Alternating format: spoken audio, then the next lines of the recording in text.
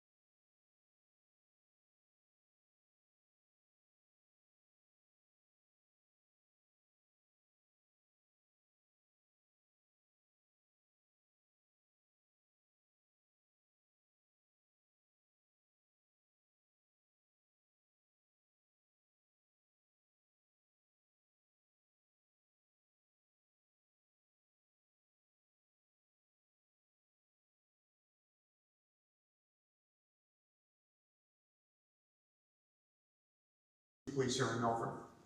I want to thank you all for coming tonight. I appreciate you being here and welcome. Not last, but on August 3rd, there was a regular meeting of the Board of Aldermen, and there were 62 speakers, and some of you I know, some of you I don't know, and I had an opportunity to listen to you, and I had an opportunity to talk with some of you afterwards. And since then, I've been listening to a number of you. Some are here, some aren't. And there's different opinions on different things, and that's healthy, and I certainly understand and respect where everyone's coming from. So nobody asked me to do this, or nobody told me to do it, but I realized that we need an opportunity for you to hear from the police department. I'm not looking to change your mind, and then an opportunity to ask some questions. I will do my very best with the best information that I have to answer your questions. Great. I'm not a software engineer. I didn't design these systems, and I'm not a legal scholar, but I will certainly do my best. Anything that I can't answer for you tonight, I'll do my best to get you that answer and contact you directly. Tonight we're going to talk about speed cameras and LPRs. And so, before we go to speed cameras, I just wanted to say that, well, LPRs have been around for a long time. Maybe some of you knew it, maybe you didn't. They've been around for almost 3 decades, and they've been in cars. But it was only since about 2017 that you started to see these fixed LPRs show up in cities, neighborhoods, commercial areas. We've watched that, and we've watched it grow. We've watched it become somewhat ubiquitous. If you go up and down the 94 corridor, most of 91, they're there. We didn't get involved until really started installing it about a year ago. And there's a reason for that, and the reason might surprise you. And the reason, and we'll talk about the reason a little bit more, but we waited until we thought that we were ready, that Milford was ready, and we wanted to watch what everyone else was doing and see what the reaction is, see where, if there's legislation, court cases that are undecided, and there's still cases that are about the courts. And we wanted to make sure that we could do it when we had the safeguards in place. Because I recognized that the pipe was wide open. And if we were going to do this, we were going to do it right. So what I want to do is I want to talk to you before we go to speed cameras. We'll go to speed cameras in a second, and a lot of you are here for that as well. I want to talk to you about how we got here, what this program is and what it's not, what it can do, what it can't do. I also want to talk to you about where Connecticut has really positioned themselves as a leader in the country. Now, if you're ideologically opposed to any type of invasion of privacy, any type of video, I know people will say to me, we don't like the fact that you were body cams and come in our house and see us in our most intimate moments. Like, I get that, right? And it's some powerful stuff, right? There's some powerful tools. We're dealing with really sensitive information. And so I'm not going to try to change your mind. Your mind's probably already made up, but I hope that you can listen to what I have to say. At least you know what's in the law, what's in our policy, why we think these are important. And also at the same time, this is not our decision. So before we do that, I want to talk about speed cameras. And they're ATESD, Automatic Traffic Enforcement Safety Devices. So I want to talk to you about how we got here and why we have those. And if Milford decides that these aren't right for Milford, then that's fine. Then we don't have to have speed cameras. We'll find another way. It's really important that people understand, because even though when I explain this to people, I still get the same questions. I ran some training for police chiefs and mayors and first selectmen. And so even though we had explained what it was, I still had somebody at the end ask me, what do you do with all the revenue for LPRs? And it wasn't about speed cameras, it was about LPRs. So LPRs are license plate readers. Speed cameras are completely different. They look different, although probably to you they're all cameras and they're all looking at and taking pictures and diminishing your privacy. LPRs they're not used as speed cameras. There are two different statutory schemes that govern how these things are used. So they are very, very different. I know, which I didn't know until somebody pointed out, that Ultimate and Flock had a business partnership, but these are separate systems, okay?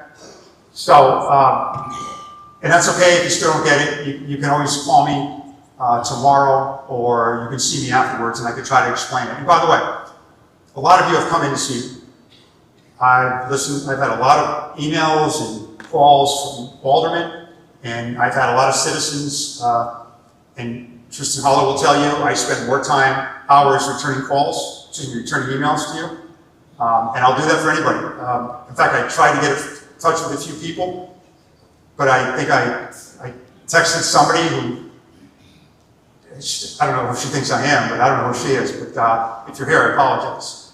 But you can come in and see me, and I'll make time for you, because it's important that you understand. I'm not concerned about whether I change your mind. I'm more concerned that you understand what's behind this. So let's talk about speed cameras. The biggest complaint that we get in Milford, any alderman that's had any experience will tell you. I'm sorry? Any alderman that with any experience will tell you, I see Senator Maroney there, you know this, and the mayors know this, the police commission knows this. It's the most common complaint we get. And it is always about, what are you doing about it? Because nobody wants to hear, we don't have enough people, nobody wants to hear that it takes longer to do our job now because we've got all these other things that we have to do. So we looked at the legislature and they passed this bill. So we watched it, we tracked it in 23. And as they went through it, there was a lot of debate. A lot of people opposed, and they decided to do it with certain parameters in the law. And we were pretty quick getting involved with that. We were pretty quick getting involved because we thought that this was going to be the future of traffic enforcement. Excuse me, but how come the public was not involved with understanding that you were putting these cameras in? So we only found out once you put the cameras in. Let me do this, if you don't mind. I'm just, okay. Yeah, I'm going to give you time to talk and answer. Hold on a second. It's not going to work. Okay. Well, we didn't know about it until they came into you. So let's do this, all right? Okay. I'll listen to you and then. Right, you listen to me. Maybe I'll answer a question, maybe I won't. Right. So maybe I'll answer a question, maybe I won't. I appreciate that. And then you can ask a question. And if we don't get to it, you can come and see me.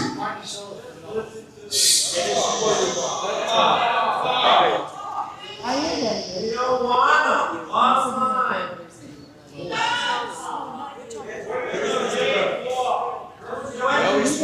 Excuse me.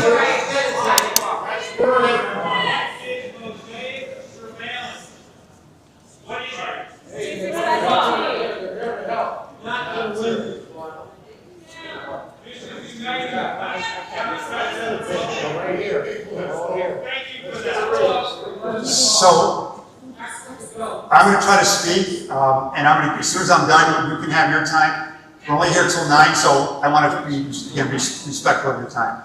So let me get back to speed cameras and the why we did this in the first place. And so we looked at, we knew other towns were getting involved. Right now, I think there's 18 towns and there are 12 in the mix.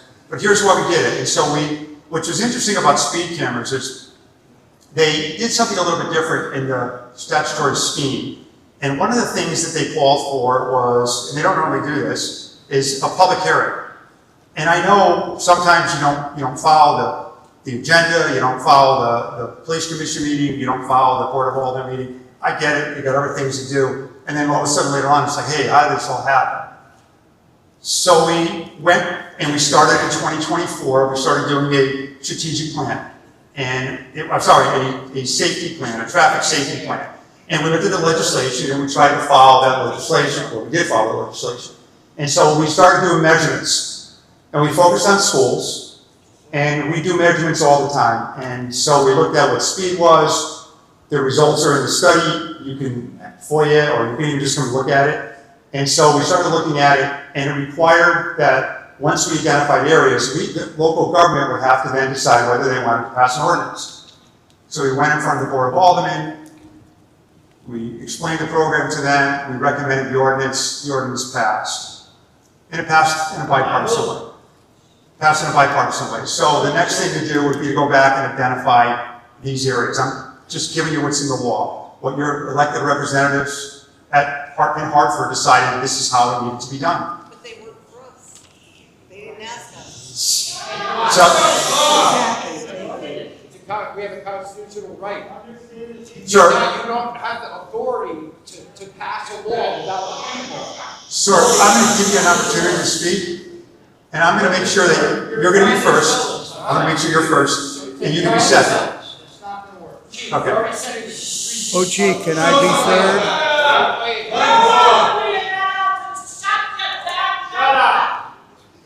Are you from here? I don't think so. Come on, listen. I hope you came to listen to me, because Respect each other. you're going to have an opportunity, and I'm going to listen to you. I get it. You live next door to my grandmother. I know I do.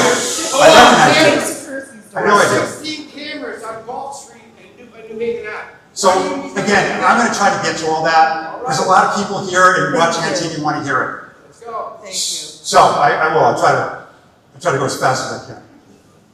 And so, then we submitted the plan. And once we went to the police commission, they voted it. We went back to the Board of Aldermen. They had an opportunity to look at it again.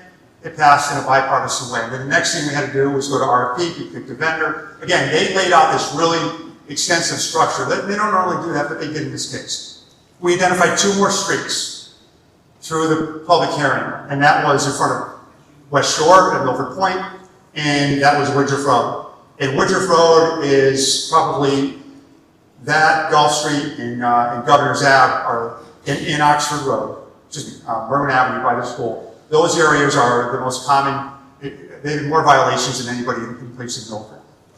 And so then the next step is we submitted that to the state. You can see the timeline there. It went to the state, the DOT, they looked at it, they approved it, they asked a few questions, and we started.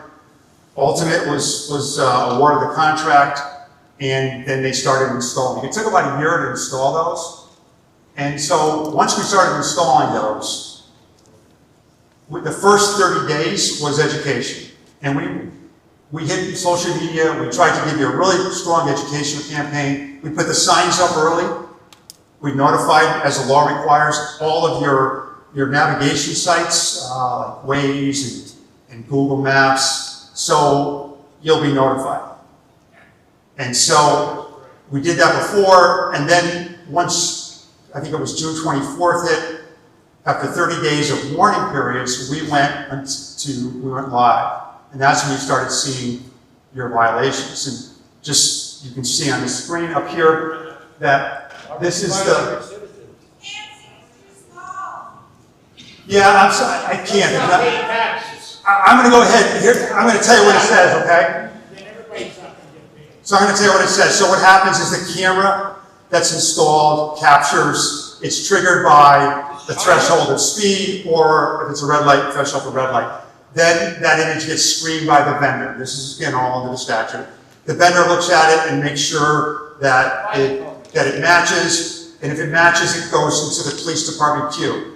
I have a number of 2 or 3 officers that all they do all day looking at these machines, and then they look at it to make sure that the calibration matched, and they make sure that the plate matches, so there's human verification. And then they go ahead and issue it, and if it doesn't, they reject it. Interesting, we just went online a little while ago with right turn on red, or some red light cameras, but really it's right turn on red, because we hadn't finished. The post road was going to have them in places, but we paused that. They're rejecting like 51% of the right turn on red, because what we realize is nobody stops right turn on red anymore. And so we're looking at that a little bit differently, and so we rejected a lot of those. But that's what happens, and then you're mailed the citation. No, you're not. Hold You'll on. see a speed limit being changed. Hold on. I hope I'm going to get to you. So, I hope so. then ultimately the vendor mails you your citation. And I understand, so I understand that some of you have gotten citations late, gotten your fines late. I understand that some of you have gotten the same fine in the same envelope. The good thing is you don't have to pay it twice because it's the same record. And so we've had some complaints. People have come in and asked us, I don't have any time. This got to me late. And what we've always said is, you can't do it online, but we'll push it through for you. How many people paid without these vehicles paid for you? So, hold on, I'll get to that. So, if you look at the statute, and you don't have to look at it because I'm going to tell you, what the legislature did in this statute, and they followed what other states did, because they don't know who's driving it. So, the fine goes to the owner, and that is either the parent, if it's a child, or the leaser, if it's being leased, or if you're renting the car, and then it gets transferred, however they do it, whether they bill you or they absorb it, I don't know. No, they pay on your behalf, and they admit guilt on your behalf. That's what this is. You have the right to face your kids. So, look, these are all things that can be taken into consideration. So, that's what happens with this. So let me tell you where the effectiveness of this program, and you can decide. So we started at 10 miles an hour over. That's what's in the statute. The mayor said, hey, how many are at 10? There's a lot of people at 10, so we went to 11 to try to diminish some of the. Speed bumps, no cameras, speed bumps. I'm going to get to that for you. I'm going to answer a question before you even got to the mic for you. Better brakes. No camera, So speed bump. we've gone to 11, and the first line's 50, the second one's 75. You can see here that what the statute requires. Before I talk about speed bumps, and I'm going to get to your speed bumps, what happens to the data, and what happens to the revenue, and what kind of oversight is there. Wow, So, it's just so much. again, this is all from the statute. The revenue doesn't come to the police department. It's by law. It has to be used for highway safety or road construction to improve roads, put crosswalks in, put signal lights in. Put more money. The data stays for 30 days. People want to hear it. You're going to get your chance. You're going to get your chance.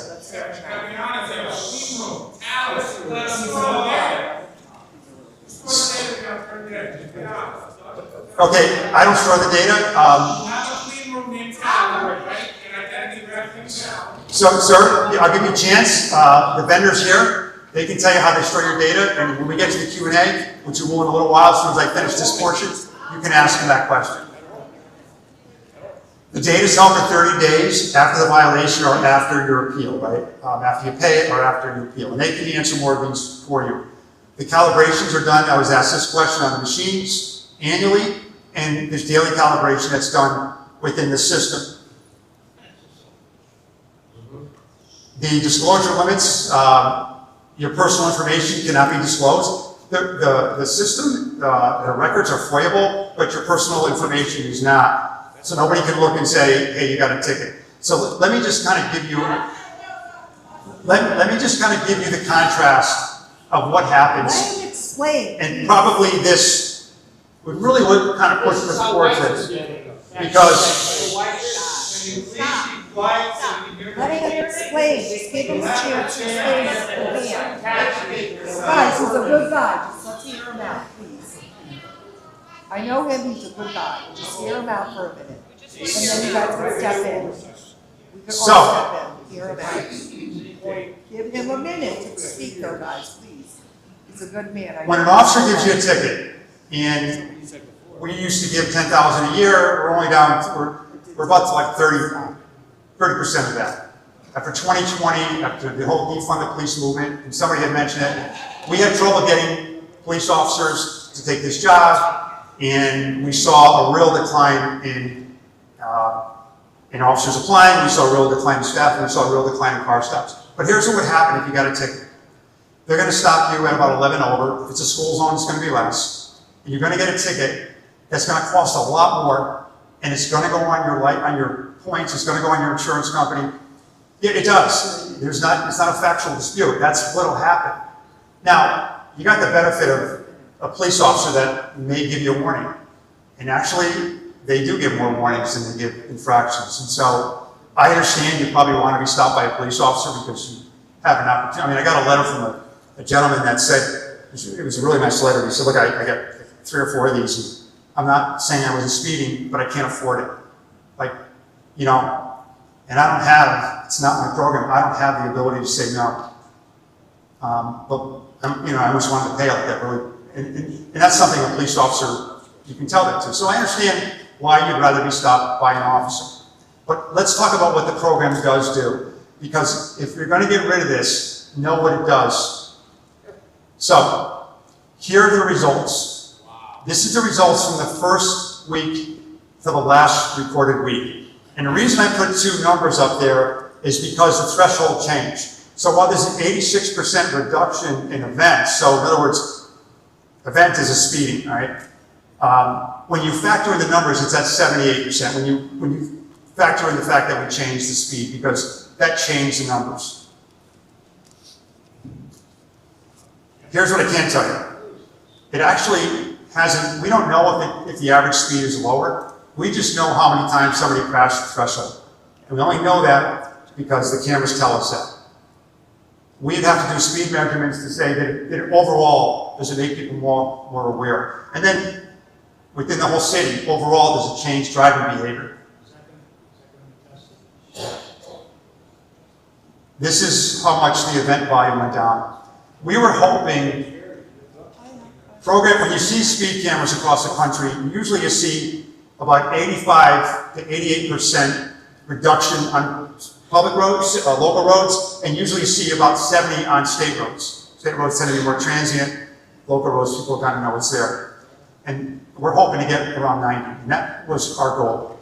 You can see the reduction in the events that we've had. Those I put in because somebody wants a FOIA, you can see that. But I also want you to know that when you look at the data, we had to make some assumptions for a 2.5-day period on Gulf Street because the camera went down. We don't know why that is. So, There's 14 cameras on this. hold on. When you look at the data of what we had last week versus what the study showed a year earlier, and there's caveats to that, right? It's down 85%. Did these cameras stop the drunk driver bringing young children? You might be right. So, look, the measurements, Sorry. and so a couple things I want you to know about these measurements, and just a couple of, there's a couple things I want you to know about these measurements I don't know. There it is. These are not during school. There will be more traffic during school. That may raise the amount of events. And the studies done in 2025 to justify the system or the program were done during school. And so just some things, and you'll see that when you look at my data. This I thought was really interesting. Before the first camera even lit up, speeding reduced by 67%. And that's because the signs and because of the education campaign. And your civil rights were taken away in one stroke.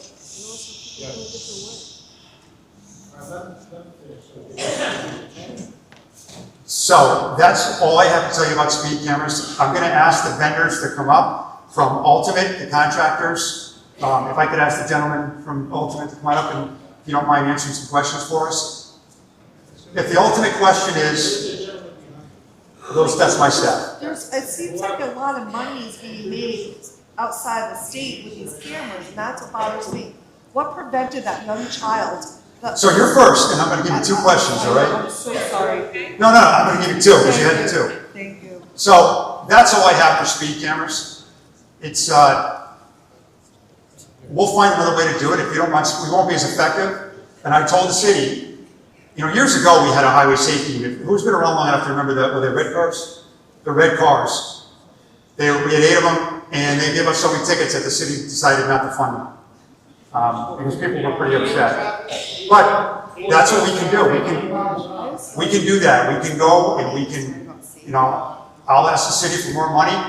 I'll hire more officers. We'll create a highway safety unit again.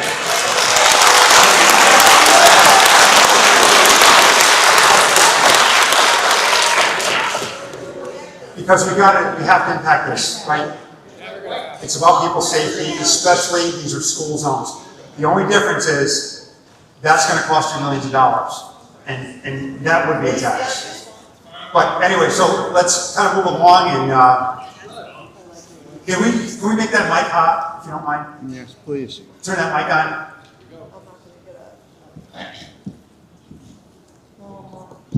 So here's how it's going to work. Any questions about policy or mine, I'll answer those. Any questions about the architecture, the structure, the data, the company can answer those. Okay. Test. I don't know if that's the same one. Just do that. Test. Here we go. I was going to have her first. She doesn't want to talk, so I want to ask. She doesn't want to talk, so I want to ask a question. Okay. Get the mic. Can you hear me? Yes. All right. You're talking about traffic, speeding, and everything. That's going to happen regardless. My problem, my issue with all this is the data that camera is taking is against the Constitution. We also have a right to face our accusers, which you cannot do. There was a police officer that rode with one of these cameras and was tracking her boyfriend's ex-wife. That rogue individual is what I'm afraid of, because the government should never track its citizens the way it does now. Yes. I fought for this country, for the Constitution of this country. I've been all around the world. I was born in South America. I know what socialism is. And when the government takes over, that will not happen here if I can help it. Take a few questions. Can I ask you a question? On speed cameras, though, we'll do LPRs in a second, okay? Just speed cameras. All right, we'll start with that. Thank you very much. All right, I heard it cost $550,000 to get these cameras up and running. Is that correct? No, That was so- at the Board of Aldermen's meeting, so let's be truthful. Okay? No, that's not speed cameras, so it's a good question. Well, it's all tied together. I'm sure it's just this No. wasn't this and that wasn't that. So there's question number one. Okay, let me answer that. Let me take it one at a time, All okay? right, quick. So that money was for security cameras and LPRs. This didn't cost anything. If you look at the statute, the fees for speed cameras, including the installation and management, come from there's a $15 surcharge that is, by statute, that's allowed. So it's a revenue neutral. All right. So how many police officers would that amount of money be able to put in our city? Because number one, okay, actual bodies stop crime, prevent crime. Sir, can you go a little closer? All right, I'm sorry. That's all right. An actual body will stop crime, prevent crime. A camera only solves the crime after the fact. Thank you. Okay, number one, who are we worried about? Are we worried about the citizens? Okay, sorry about that. Okay, are we worried about the community? Or are we just worried about making funds? I mean, every other state and city across the country is very upset with what's going on, whether they be speed cameras or flock cameras. Okay, people are upset. I don't usually post anything, but if you were at the alderman's meeting, I did one post and said, let's start a class action suit. And I had 47,000 plus views. People in Milford are really upset. Okay, we want to know, it's our own fault for not being involved with the alderman's meetings because we should have seen this coming. But they were warned, if they don't stop it, people are going to be like me, come up and vote them out. We don't want it, all right? There's good and bad to it, but we just don't want it. I'll say enough for now, and we'll start again. So I can answer your question, that $550,000 for LPRs and video cameras, that would give you probably about 2.5. About 2.5 for 1 year. I looked it up. You got it, okay. But a physical body is what we want. It deters crime, you know? So, but thank you for your question. It bled over a little into, a lot into LPRs, but we'll get to that. Thank you. All right, you're welcome. So, can you hear me? All right. I can. My name is James Caruso. I was actually at the police station last night filing a police report. You may have heard of it. My wife and I have received over 40 citations that we were never made aware of. Our leased vehicle company, Jeep Chrysler, has made those payments and has admitted guilt on our behalf. I am now on the hook for around $5,000 from Jeep Chrysler that I've already admitted guilt on and cannot fight. So when you tell me we were supposed to be warned, we were not warned. I have yet to even see a ticket with the citation, my name, my speed, nothing. Please explain that. So, I can't explain why that was put in legislation because I didn't write it and I didn't vote on it, right? Of course not. But, again, A convenient oversight, right? right. But the legislation, that's where it goes. And if Right. you want, Because they just write the check and don't give a fuck. That's what it is. Yeah. I don't know what would happen with your leaser, and I don't know if there's a remedy. I don't know if you can. I'll be by tomorrow, so we can talk more. But Hear me out. Let me check it and see if, because you're not the only one that, actually, no, I do. Oh. So, I don't know if you can, if we can reverse that and have you fight that. I'm gonna see if we can. it would be a step in the right direction. Right, but, can you answer that? Is that possible? I'll help if you stay around for the meeting. I'll meet you afterwards and I'll help you out. I can't pay $5,000. I will stay as long as you need me to. Good for you. I'll help you.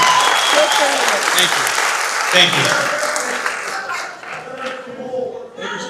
Hold on a second. If there's anyone else that was charged by their leasing company or their rental company and you want to contest that ticket, you can let us know. In fact, I'll have a staff member take down your names. We'll give it to you. You'll have to let me know what can be done about that. just to address it. I'll help the gentleman and talk to him. I lost him already. Okay. Yep, okay. But I do agree with the premise of what he's talking about. In most states, sorry. No, it's me. I can't get it. You don't want to get too close to me, I guess. No. All right. So, but I think it's part of the law that needs to change is the transfer of liability. So most states have a transfer of liability for a leasing company or rental company. If you rent a car, transfer it immediately. So it's something that we're working on. So you don't want you don't want all the citations all at once, which is crazy. I agree. I agree.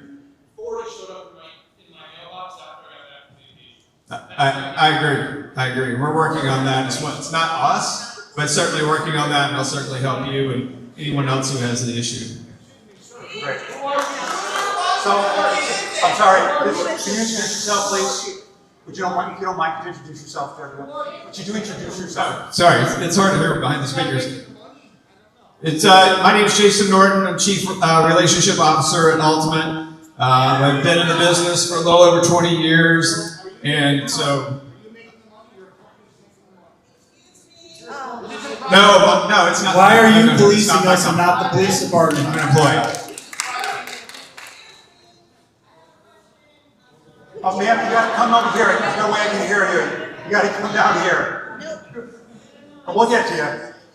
Sir. All right. Hi, my name is Bryce Cicaglione. I live at 6 Abigail Street in Woodmont. My question is, why are you calling these license plate readers when your own documents say that they use AI technology, they create a fingerprint of the vehicle, including dents, bumper stickers, and other more detailed information, and they can track cars traveling together, and they can integrate with drone technology. So obviously, these are not just license plate readers, and you didn't even mention Flock in your bullet points when you opened the meeting, which I think is, that's a deception. And also, why is a private company doing your job and we didn't elect them? They're not public officials. That's not right. And why were the people of Milford not allowed to vote on this when it's tracking everyone on the public streets? We should have gotten to vote on this like other towns in Connecticut instead of it just being rolled out without our consent. So I think that's an LPR question, but I'm going to remember. No, it's a Flock question. Yeah, but this is, Because that's not true to call it a license plate reader when it's doing a lot more than reading your license plate per the own documents that we got through FOIA. It says it does a lot more than license plate reading. So I don't know why you guys aren't being transparent about that. so this is the speed camera part. We'll get to the Flock part, but I'm going to try to remember your questions, all right? Okay. So that's why I didn't mention Flock. Well, why wasn't Flock on the agenda? No, they are. Once we get through speed cameras. So we're going to go from, we're going to do speed cameras and then we're going to do LPRs. They can't multitask, okay? All right. All right? So I'm trying to keep them separate so nobody believes they're the same thing. So if we can get to the next question. How many cameras do we need? Hi, excuse me. I just would like to ask my question. So, Absolutely. thank you. My name is Mina Barrett. I'm a resident of Milford. My concern is, my understanding, as you just explained it, that first of all, if there is a ticket, that funding goes where? Thank you. I'm wondering about that. Sure. And the second part to that is, why are the tickets taking so long to get to people? Because I know that's a serious complaint that people have. It is. So let me answer the first one. Okay. And then the second one, I'm going to give to the company because they nail it. But the first one is the money, the program is self-sustaining. So there's no tax dollars buying cameras or paying for the services of Ultimate. Okay. The money under the statute, and I really invite you to read the statute. I know sometimes it's hard to find stuff from there and understand it, but that money has to be earmarked for transportation and road improvements. It doesn't go to the police department. It goes, and I think the city got their first check, as I understand it, of about $250,000. So the city will have to decide how to spend that money. So the city does get some money. The city, yes, they I'm assuming it goes into the general fund, or? I don't believe so. Again, I'm not finance, but all I can tell you is that by statute, it has to be spent. It has to be spent on road improvements like crosswalks and curbs and widening roads. And that would include the money that Milford receives. That is the money Milford receives. Okay. So just so you know, maybe this will help. When you get a ticket, that money, when you get a ticket by a police officer, if it's $200 or whatever it is, right. That money goes to the state, and $10 of that comes back to Milford. I don't know where that goes. We don't see it. This is different. This money all comes back. Okay. And then the second question, I guess, would be for him, which is why are these tickets taking so long? That means then someone can't appeal them, which means you've kind of, it's double, it's double jeopardy. You're like, you set people up for failure. Before he answers, I haven't received a ticket, but my point is a lot of people have, and a lot of people are feeling very frustrated because by the time they get the ticket, it's beyond the time of appeal, and they're not able to do anything about it. So I'm wondering about that because we got those complaints and we looked into that and we were told, Ultimate told us that it was over the holiday weekend and it was an anomaly. And so anyone that contacted us or contacted City Hall. Wait. I want to hear the answer answer. for that. We would, because you can't go online after I think the 10 days and appeal it, but then we would push it through. We called the company and they said, just push it through yourselves, make the phone call, and I think, Captain Holder, I think you've done that a number of times. And so if that ever does happen and you want to appeal it, let us know and we will push it through ourselves. But I'll let the gentleman from Ultimate answer that. Okay. The next part.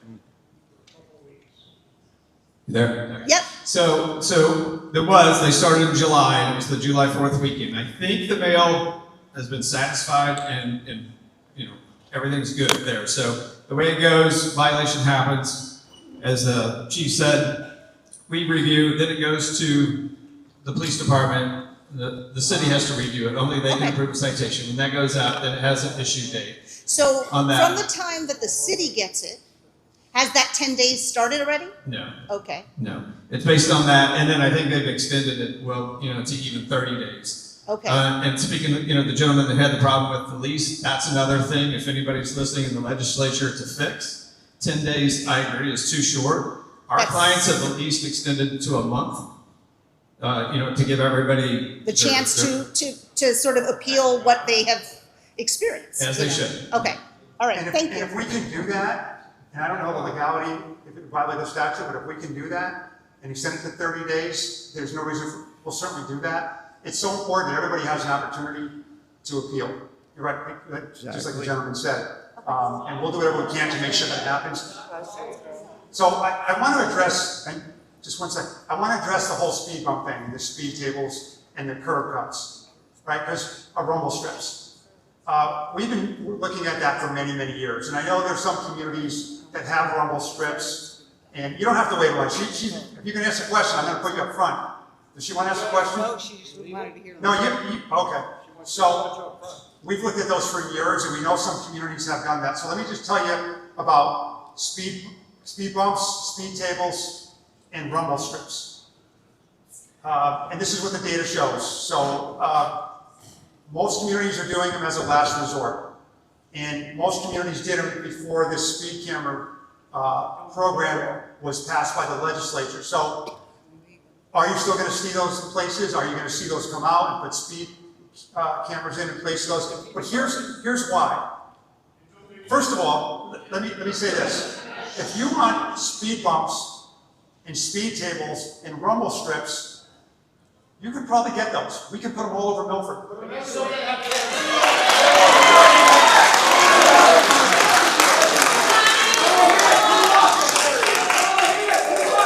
Well, you want to hear the rest of it first.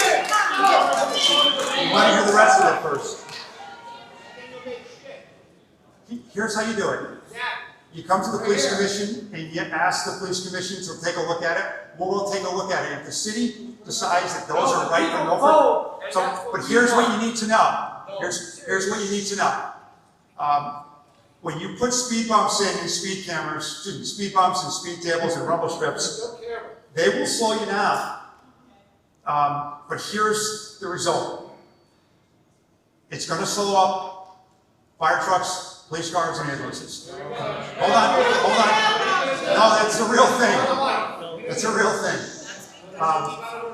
And the more you put, Where's the money at? hold on. No, where's the money at? The more you put, the harder it's going to be for those emergency vehicles to get around. But forget about the emergency vehicles. Maybe you don't need the fire department, or your house is going to catch on fire. You don't need the police, and you don't call the ambulance. So maybe that's not your concern. So let me tell you. Hold on. We don't need the government tracking us. That's what we don't. Yeah, that's it. So here's what else you have with speed bumps, and next time you go over one, you'll realize what happens is. Stop watching me 24/7. So what happens is you'll slow down, it will slow you down, and then maybe you'll go with the speed limit, maybe you'll speed up to the next one, and you'll slow down again, and you go to the next one. But it will really slow down your movements. And hold on, let me explain. Look, if you don't let me talk, I'm going to be talking about empty crowd. We're done talking. It's our turn. So, but here's what happens with speed bumps. When you put speed bumps and speed tables and rumble strips, because they make people feel uncomfortable, especially people that have like back injuries and hip injuries. Hold on. Right now, that's what I'm talking about. I think I should just have a special meeting with you guys. No, you should get in the back. I'll tell you what, I'll make you a deal. If you let me speak, you can come and see me next week and I'll have a special meeting with the three of you guys. And you can ask all the questions you want. Thank you. Is that a deal? All right, fair enough. I don't know, I gotta see. I'll make the time. I'll make the time. She's been waiting patiently. So, what happens with speed bumps, and this is important because if you live in residential areas, let's say we put them all on Golf Street. It would slow traffic down. But then you gotta worry about if you live on Bedford or the other side streets, right? We're already here, because speed cameras will do some of that as well. But these speed bumps and speed tables and rumble strips are gonna make you uncomfortable. And they're gonna be uncomfortable when you go over. Hold on, let me finish. They have them all over New Haven. Hold on. I can't talk if you guys are gonna talk over. How does that stop that? But let me ask you this. Do you want them in front of your house? Okay. All right. Because they make noise. Let her talk. She has a question. Hold on. They make a lot of noise. I remember specifically on Golf Street, when we put in the radar sign, we got complaints, I don't want it, it disturbs me, the light disturbs me, we put it someplace else. We had trouble finding somebody that wanted it. And they will make noise, especially cars stopping and accelerating. So, but I just want you to think about that before you really want speed bumps and a lot of speed bumps and rumble strips. That's all. Go ahead. All right, well, I'm going to start first. Police officers protect us. Your cameras aren't going to protect us. They're not there when we need you there, okay?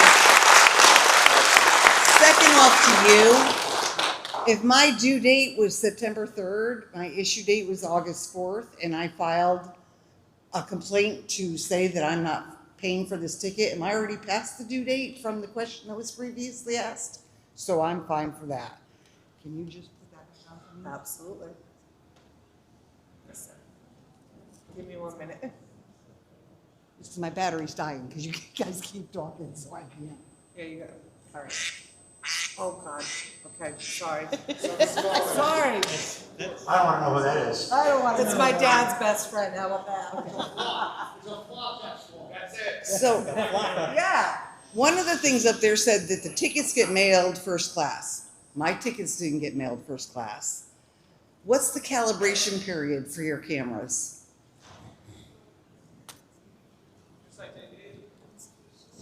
Where's the money? For my speeding Did you ticket, turn it off or leave it on?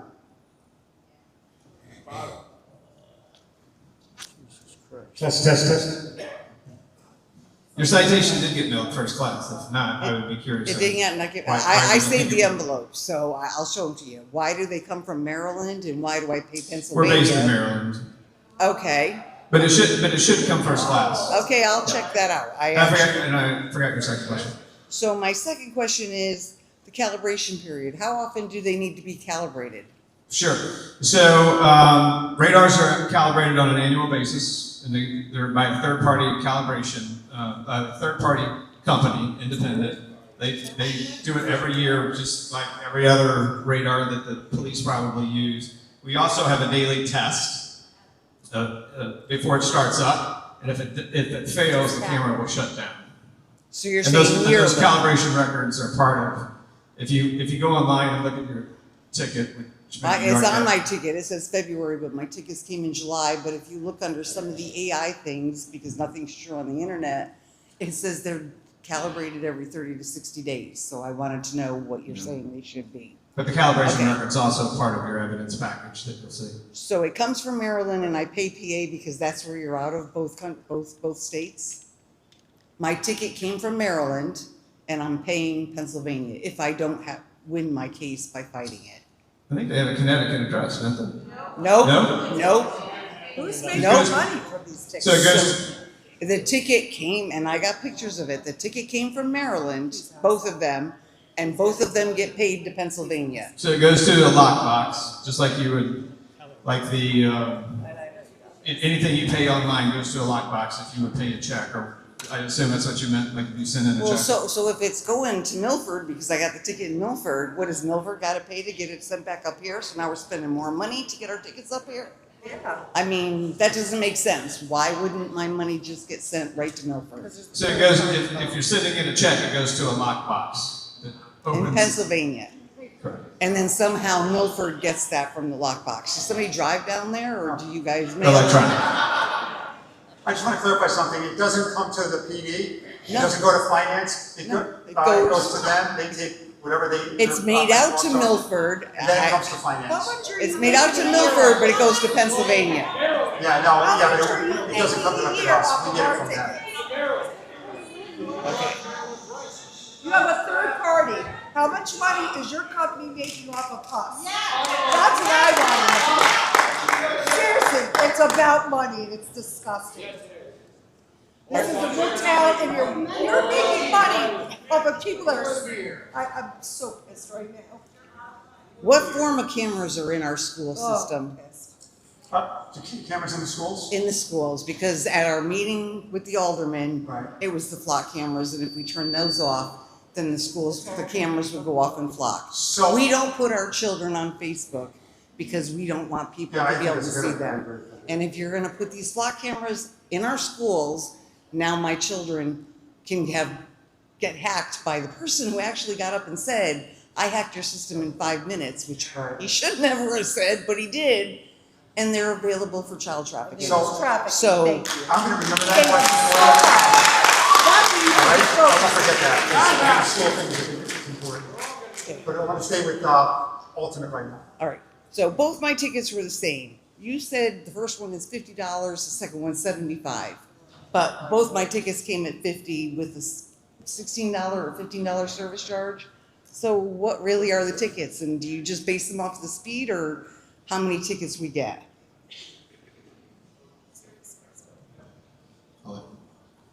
I'm sorry, I was writing down your question. So by state law, your first citation is $50. A subsequent violation in the next 12 months is $75.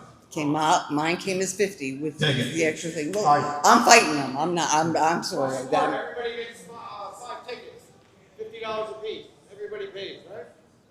So now I'm speaking to one of the aldermen. Our drones here in Milford are going to be linked into this system also. And speaking to one of the aldermen here in Milford, our drones are going to be hooked into this system also. So No, he said, no, that's what I was told. no. I'm getting all the information. So now we're going to have drones watching us, cameras Yeah, no, that's watching not true. us. That's not true. Well, Well, I'm getting the telling you. paperwork, so, That's not true. okay. Yeah, you can't. All right.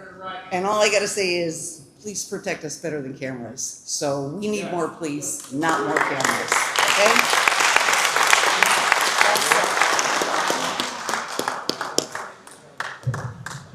Get close to it. Is that good? Yeah, you're good. Okay, I have just some statements. I don't feel comfortable asking you guys questions because you work for me, so I'm going to tell you things, and you're going to answer me. I didn't hire you. You work for the town of Milford. You gotta speak up, sir. You work for the town of Milford. You do. I pay taxes. You guys work for me. I don't work for you. If it was my job. He doesn't work for, he's a company, he's a bank. Sure, and if I could, my tax dollars are paying for your company, all right? So what I see here today is an engineered, manufactured sales pitch. You sold it to us like bad insurance or a bad timeshare, right? You went about it in a way that was strategic. You asked for forgiveness rather than permission. That's backwards, right? When you don't respect us, that's what you do. You do something and then you ask for forgiveness. We know that trick. The other trick is this engineered a dollar amount you're giving for the tickets. It's not enough for me to take off from work. It's not enough for me to hire a lawyer, but it's convenient for me to just pay it. That was engineered. That was precisely calculated so nobody would contest it. I don't agree with what's happening in this town. Speed bumps are the way. If trucks got to take a half second to get over a bump, I'm fine with that. I'm a union worker. I want union, not electricians, I'm an electrician, but union cops hired. I would rather deal with a person than your company. Because as far as I'm concerned, your company should be blocking fire. And if it's my decision, if I get a ticket, I'm going to tell the rest of the town. Nobody paid the tickets. You want to shut this down? Don't pay the flocking tickets. And then you'll be out of a job, and we'll be looking at extra cops and speed bumps, which is what we should have started with. This is unconstitutional. It's not right.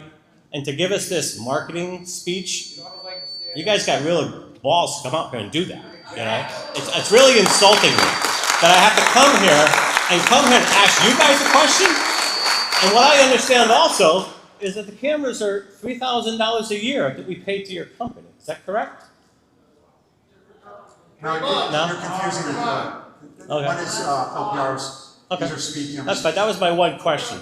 But my main concern is, if you want to shut down these cameras, don't pay the tickets. Just throw them out. Because if you don't get our money, nobody gets our money, because as far as we don't know where the money's going right now. It's not helping us. The data that you showed shows a decrease in speeding. You know why? Because I went down a different street. I went to speed limit, but I went down a different street. And I told all my friends, don't go down Gulf Street. Because most people are paying attention to who's crossing the road and what's in the road. Not looking out for cameras. If you start looking out for cameras, you're not watching the road. Yep. There's better ways to handle this. You guys work for us. You did a terrible job at this. I'm asking you now, shut the cameras down, stop the fines, and let the Board of Aldermen vote again, because most of them will be voted out. Because November 2027, I already looked it up, I know who my 2 representatives are, and I will be running. Because this is not how you do business. You work for us. We do not work for you. You answer to us. That's all I got to say. Thank you. So,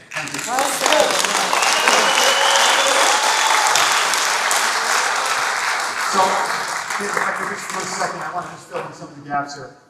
When we went, and I showed you the timeline of how we did this, and we also had meetings, which I didn't show at the Board of Police Commissioners, public meetings, but here's something else we did, and I think this is important because you're all probably, most of you are probably parents. Before we did this, we sent a questionnaire to the school districts, to the school superintendent, and said, can you mail these out to everyone? Email them. And 85%, and it was actually parents and teachers, 85% said they wanted these cameras.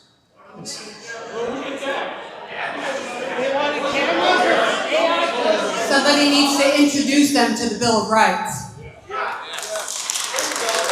so, also one other thing, I think that's also important. I know that Senator Moroney's here. I don't know if any other of our state delegations is here, but I'm sure. I'm sorry? So I'm sure that he's listening and he's got a lot of influence out there. I agree with you. There are things that can be done differently in this program. The amount of time that you have to make the appeal, those kind of things.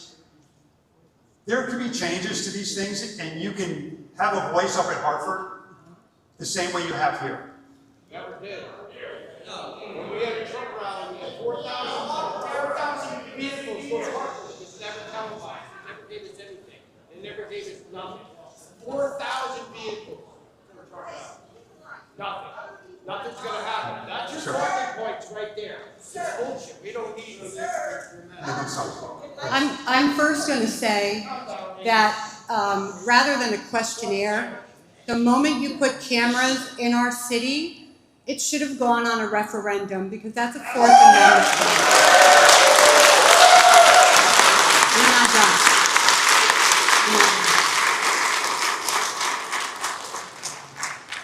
At the Alderman meeting, we thought you were going to answer questions. Wayne Smith Jr. asked where you were going to answer questions, because there were some questions that needed to be asked of what was said when you did your testimony. And I have here the transcript from that meeting. Those are my hearing aids, I think. Okay. I think I may be wrong, and I got to fact check this. Mayor Blake, who put money into a second iteration of those cameras, and let me go back to when this happened.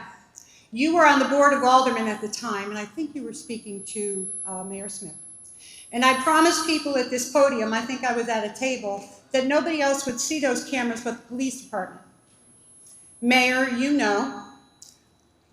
City Hall wanted them. Mayor, you know. I told you no one's getting those cameras, because those are security cameras. I don't know what anybody else is going to do with them, but I know what we're going to do with them, and I know that we have strict oversight. Danny Worrell, he wanted the cameras. In fact, I found out that the housing authority on Discount Drive had cameras at the beach, and I can show you the letter. I sent the letter saying that I'm turning that camera off. I'm taking it down. You don't get to see that. So I do understand what you're saying. I'm a citizen too, and I'm as concerned. Oversight's really important. This is powerful stuff. It has been since we put this in the early 2000s, and I'm going to interject with the Patriot Act. It needs to be managed, and it needs to be controlled, and it needs to be used for its intended purpose. You cannot guarantee that the person who takes your position next will not take your position. The founders of this country are protecting us from your replacement who may say yes. And just because we let this happen doesn't make it right. So, Alderman, if you are listening, anybody who's listening, this needs to go to a referendum or on the agenda for the next meeting, and we need to shut every camera down. It is a violation of our Fourth Amendment. Thank you.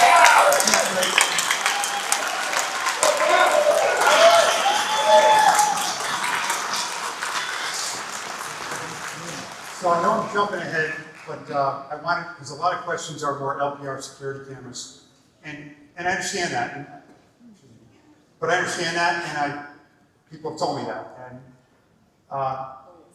that's why I think statute, and I believe the legislature is probably going to look at this again.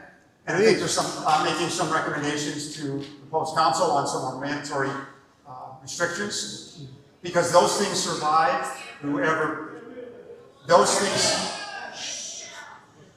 because when those things can survive whoever is in charge, whether, it doesn't matter who the mayor is, who the police chief is.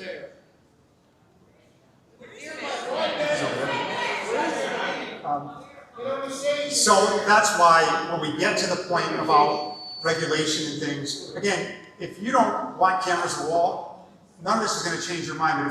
But I heard from a lot of people that said, we just need regulations, we need restrictions, and we need guardrails, and that's what I'm talking about tonight. I don't think we need them to begin with.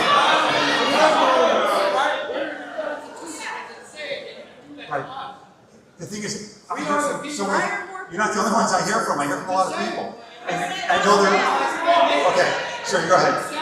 No, do you have You're jeopardizing your private meeting, by the way, guys. Your private meeting's at risk if you keep talking. You made a deal, remember, you're breaking it. You're good, you guys are breaking the deal. Go ahead. Trying to make this thing not squeak. Yeah, I don't know.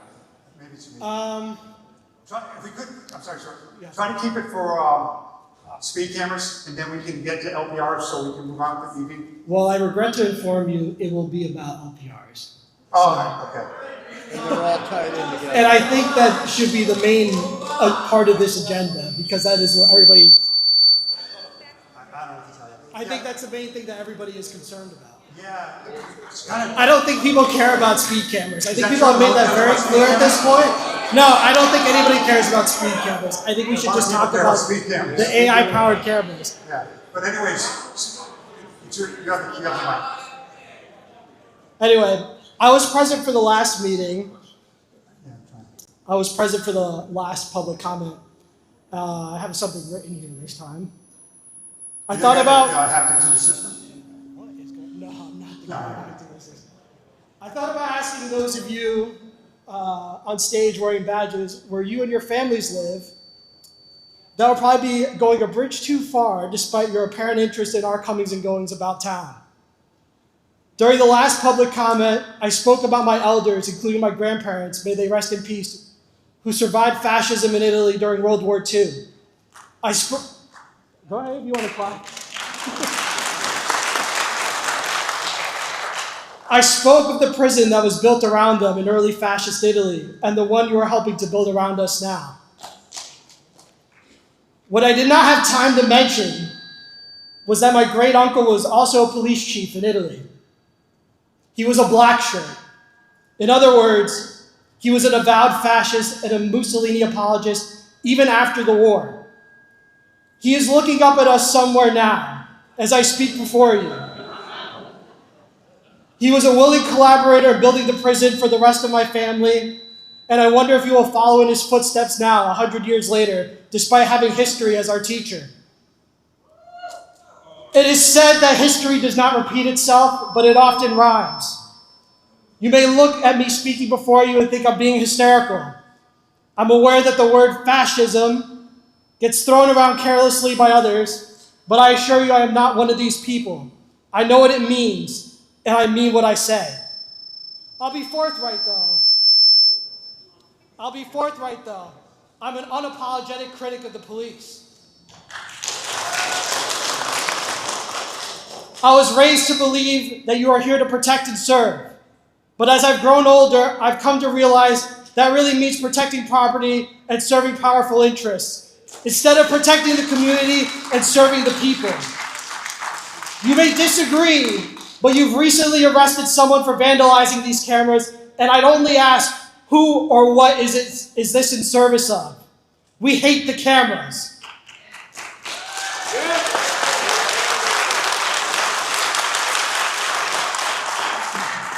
We are being watched by them as if we are criminals, despite being law-abiding citizens. You unwittingly create more police critics. Hello? You will unwittingly create more police critics if you don't wisen up and reverse course. So I ask you, Chief Mello, and other members of the Milford Police Department, who is it that you really serve? Because we've made it clear how we feel. Are you on the side of the people or not? You can claim it is in the hands of politicians, but we both know that you have actively lobbied for these cameras. And also, I think someone brought up union. I just want you to remember that when you're on strike as a union man or woman and you're fighting for an honest wage, for better work conditions, you know who's going to cross that picket line and break up your strike? These scabs, these class traitors. And also, on top of it, I'd appreciate it if you look at me when I'm speaking to you. Listen to the crowd. And here's the other thing, too. I know there's a lot made about partisanship. There's Democrat, Republican. Honestly, if I'm being frank, it's two sides of the same coin. Exactly. There's not a whole lot of daylight between them, if I'm being truly honest. And the other thing, too, is that I can venture to guess how you voted. So you may want to lay this at the feet of Democrats, along with your stooges behind you. But I probably can venture to guess how they voted as well. So there are Republicans and Democrats who share blame in this, right? And I think I've made it clear, along with everybody else, and I'm sure the rest of the people behind me will, and I don't want to take too long. I want to be respectful of people's times. So I'll sit here and debate all night, man. All right. With that, I'll leave you with these questions, and I'll probably have follow-ups. Number one, if this is truly about public safety and not widespread surveillance, why are these cameras at the entrance and exit, at every entrance and exit of town? Number two, what is the access protocol for your officers to access the records being stored by flock cameras? And can you say for the record that they have not been inappropriately accessed to this point? And number three, do you, your family members, or any close friends have any vested financial interest in flock safety or any other similar company? I ask this because you are allegedly also in state committee to help write regulations to implement these cameras across the state. Okay, I'll answer the first one question. No, I have no financial stake. Nobody in my family does. Although I don't know my sons what their financial structures are, but I'm not aware of any. Actually, I think it's a private company. I don't even think it's a public company. I think Flock's a private company. I believe. And not for nothing, guys, fascism is imperialism turned in on you. So they put up these flock cameras in war zones to monitor movements of people and to create digital fingerprints of potential enemy combatants. I don't see enemy combatants in this room. I just see people who live, are regular people in Milford. Milford. So, I'm not gonna tell you how I voted, but you'd be surprised. And so, but I'm not gonna share that with you, you'd be surprised. I don't think I would be. You could just state it now. I mean, we're all here. Well, I voted, that's my business, but you'd be surprised based on what you said. Anyways, I could do. Anyone have a, and I think I'm gonna be able to answer most of your stuff when I speak. Step away. Not sure what's going on with these. Are there any other ultimate questions? Please raise your hand if you have a speed camera question. All right. The only questions I want up here right now are speed camera questions, so I can let them go, and then we can move on for everyone else and people watching at home. You do understand, though, what I'm talking about and what my family went through in the 20s and 30s in Italy. And then I said, you do understand what I mentioned about my great uncle, who was a police chief, who is walking in you're walking in his steps now. Is that what you want your legacy to be? This isn't about me. It's not. No, answer the question. Is that what you want your legacy to be? Listen, you're a public servant. Right. I am a member of the public. I'm a tax-paying resident of this town. Answer the question. Respectfully answer the question. I'm not going to answer a personal question about your family or mine. That's No, I'm not asking you about your family. I'm asking you for yourself. You're here to say it. We're going to move on. We're going to move on. Are you afraid to answer the question? There's people that have questions. No, Are you going to let anyone else speak? Sure. I mean, I'm not here to get arrested, but like, I'm just saying, like, I just want you to understand. I'll move on.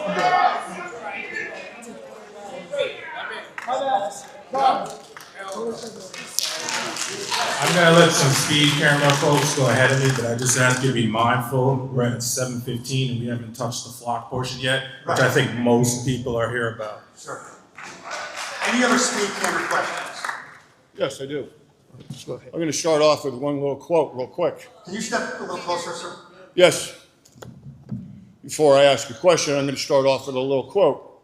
Those who would give up essential liberty to purchase a little temporary safety deserve neither liberty or safety.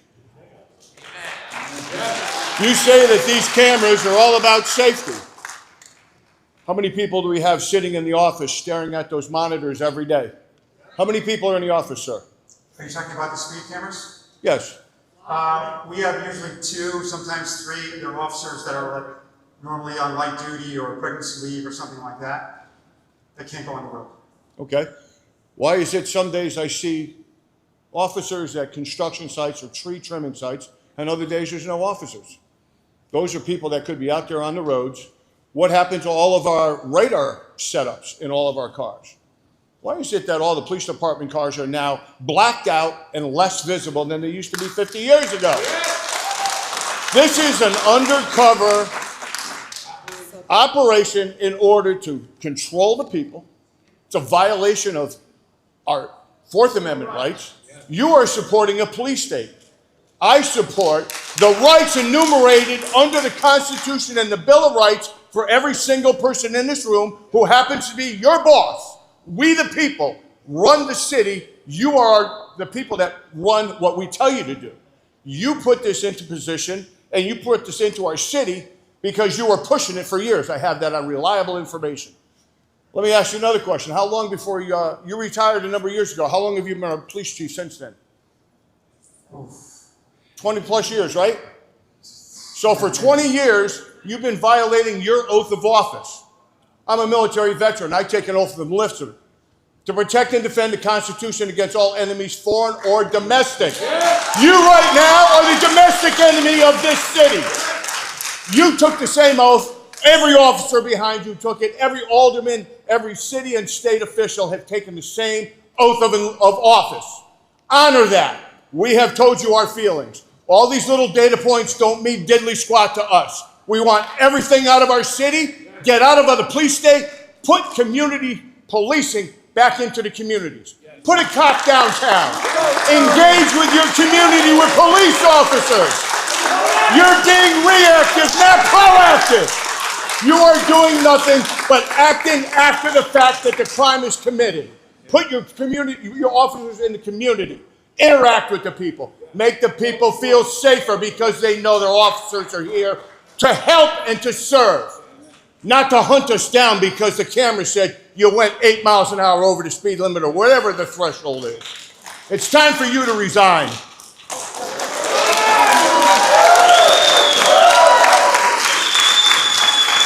So let me just, for those of you who don't know, the officers that are assigned, that are out doing traffic, those are off-duty officers, and they're hired to work. Overtime.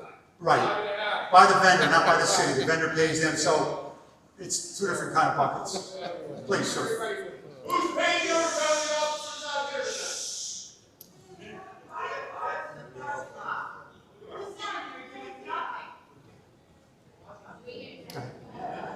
tonight? Mostly interested not in who the cameras are actually watching, but who they ignore. Because I'm not interested in who the cameras are actually tracking. I'm more interested in who they ignore. Because these cameras are put into place by surveillance companies and other people are associated with the Epstein files, such as Peter Thiel. So how can we be sure that the people of Milford and like the police department haven't been either bribed or blackmailed into putting these in place?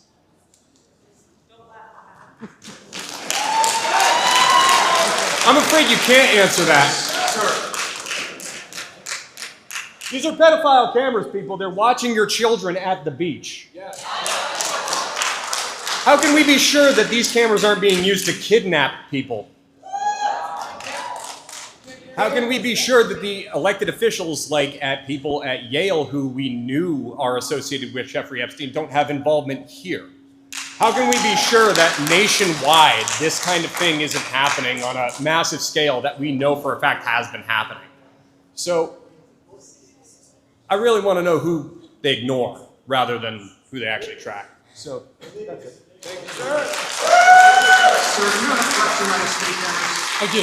Thank you. Yeah. Actually, I'm a West Haven resident. I came home. I'm breaking the rules, but go ahead. Yeah. I came home from a trip to 3 citations from the Milford Police Department, all on the same night.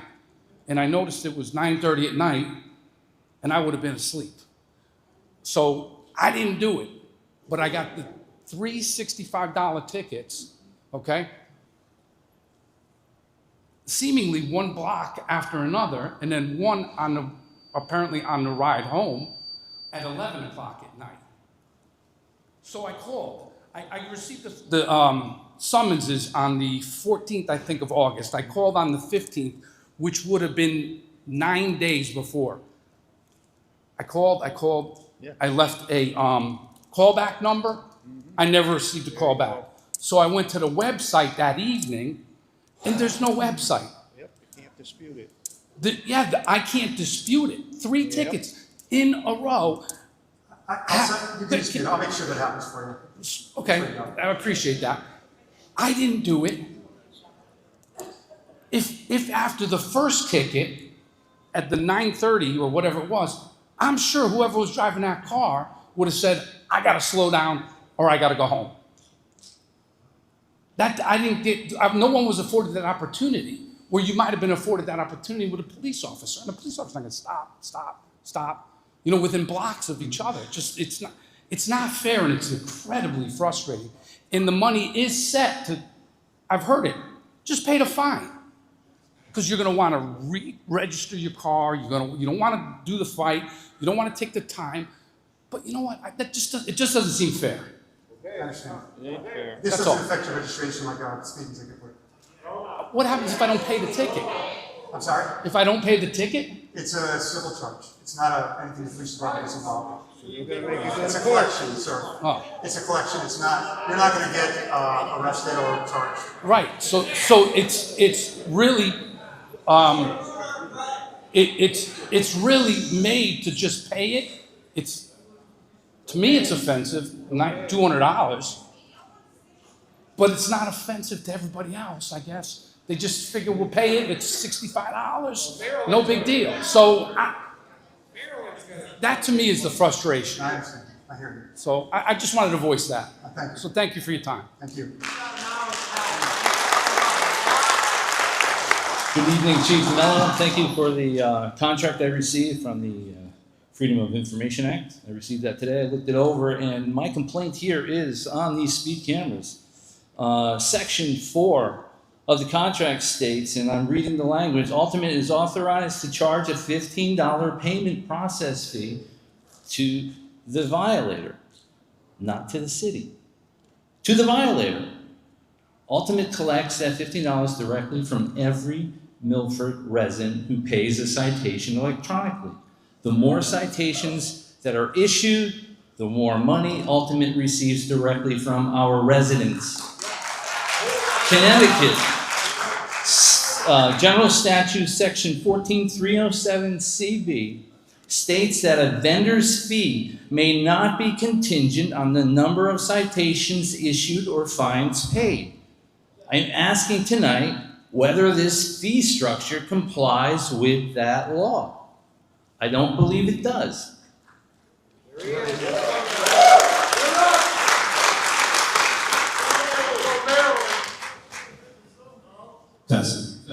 you. Thank you. So the fee from the city to Ultimate's a flat monthly fee. Got it. $14.99, right? I think it's $9.95. 14. What is it? 14. Yeah. 14. Okay.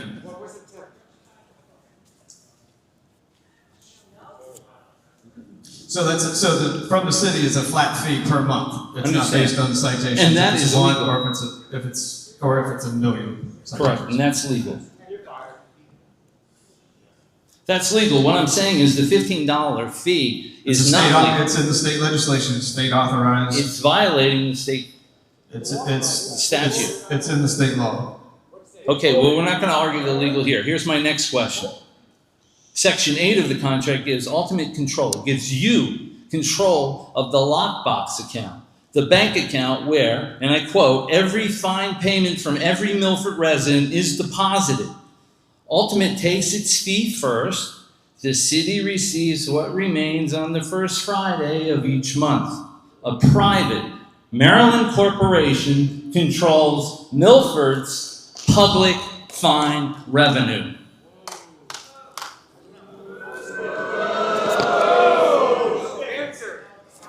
If you don't have an answer for that, you can think about it as I go on to Section 2G of the contract, and it states the maintenance record for these cameras are confidential and shall not be disclosed to the city. Milford cannot inspect the maintenance records of its own cameras. So if a device malfunctions and one of us gets a ticket from an incorrect citation, the city cannot access the records to verify it. So I don't know if you had a question before that. On the maintenance records, anything proprietary, yes, but if I need to change that, I will get that changed. You can look at the maintenance records. They're very public. I have no problem with that. We don't want the cameras. They need to go. And you are partnered with Flock. And so I found some information where a lot of these speed cameras are piggybacked with a Flock camera for the license plate reader. That's completely untrue. Okay, well, I will check further on that. Please do. Yes, so, thank you. Just so we're very clear, for ultimate cameras, this is not, I'm not speaking for every vendor for photo enforcement. For ultimate cameras, we do not integrate with any ALPR, any third party. There's no ALPR cameras on our poles. They don't use our data. They don't use our power. They don't use our camera, anything. There's no integration in between us and any other company for any other use. No, man. So let me ask you this. Are there any API calls from your software to the DMV Department of Connecticut? Are there any API calls, which is application interface with computers, to the DMV Department to verify a registration? Yes. Okay. Well, this is really, really, really invasive, and it's got to stop. And elected officials are going to go away come this November and next November. Thank you for your time.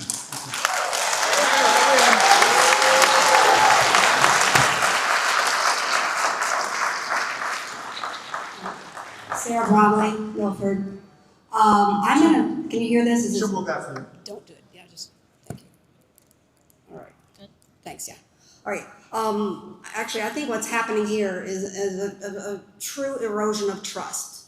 I have always put my faith in you, Chief Mello. I feel it was well placed, and I feel now that if we're taking shortcuts and believing Flock and other organizations, I am very sad because I feel like if you're going to believe them and they are proven liars, then that erodes my trust that I don't want to lose in you and my other municipal leaders.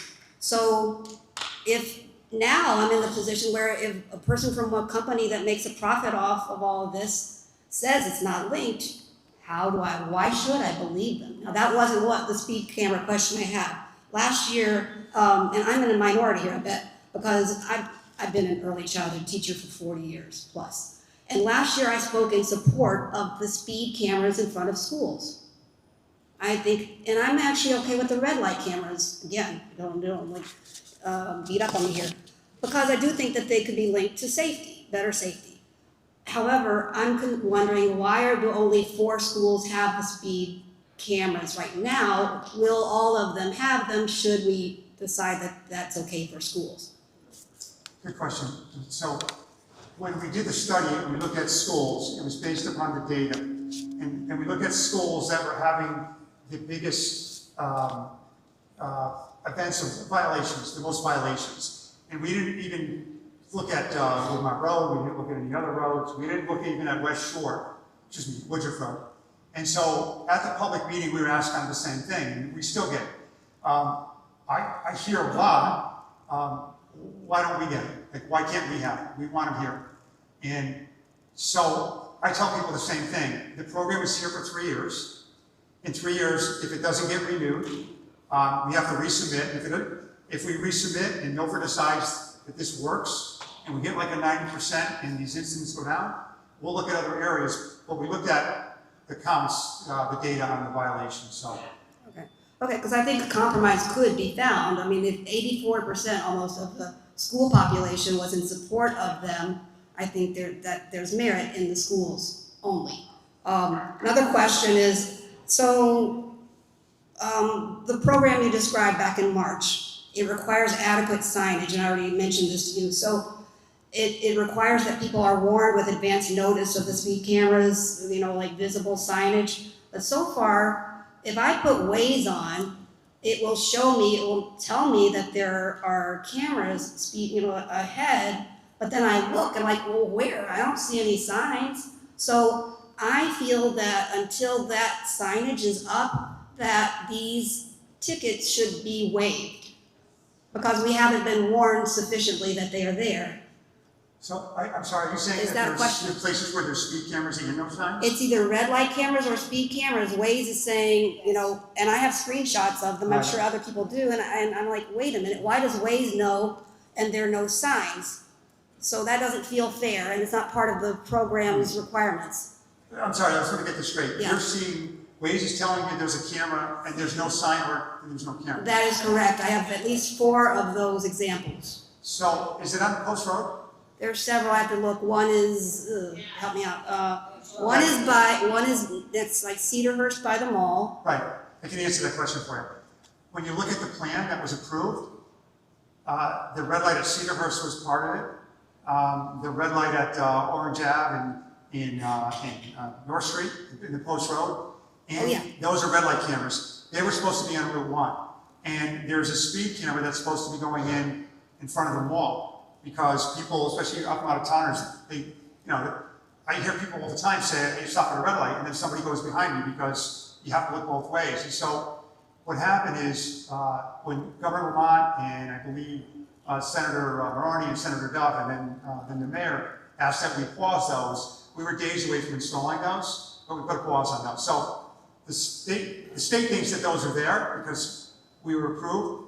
We just haven't put them in, and we're not going to until there's a call to either take them down or continue, so that's why they're not there. Okay, I get it. All right, thank you. You're welcome. Take them down. Ma'am, gentleman from the alternate house. You don't have to walk back up there. Just wanted to let you know that signs go up before enforcement, regardless of what Waze says. And you also have the ability, sometimes you'll see speed feedback signs, like your speed is X. Right. So sometimes, so people can, nominate locations, basically. Like, we've all seen it, like police ahead, right, on the interstate or whatever the case may be. That's from users. So the city's required, communities in Connecticut, which is unique to Connecticut, have to submit that to Waze and Google, as the chief mentioned earlier. So whatever Waze says, without the signs, there's no enforcement. Okay, and by the way, I think my husband thought that one of your tickets was spam and threw it out. So I don't know how you're. I usually throw out spam as well. Is that a flat, Yes. ultimate question, right? Well, I think, I wanted to ask you one specific question based on reporting that came out today.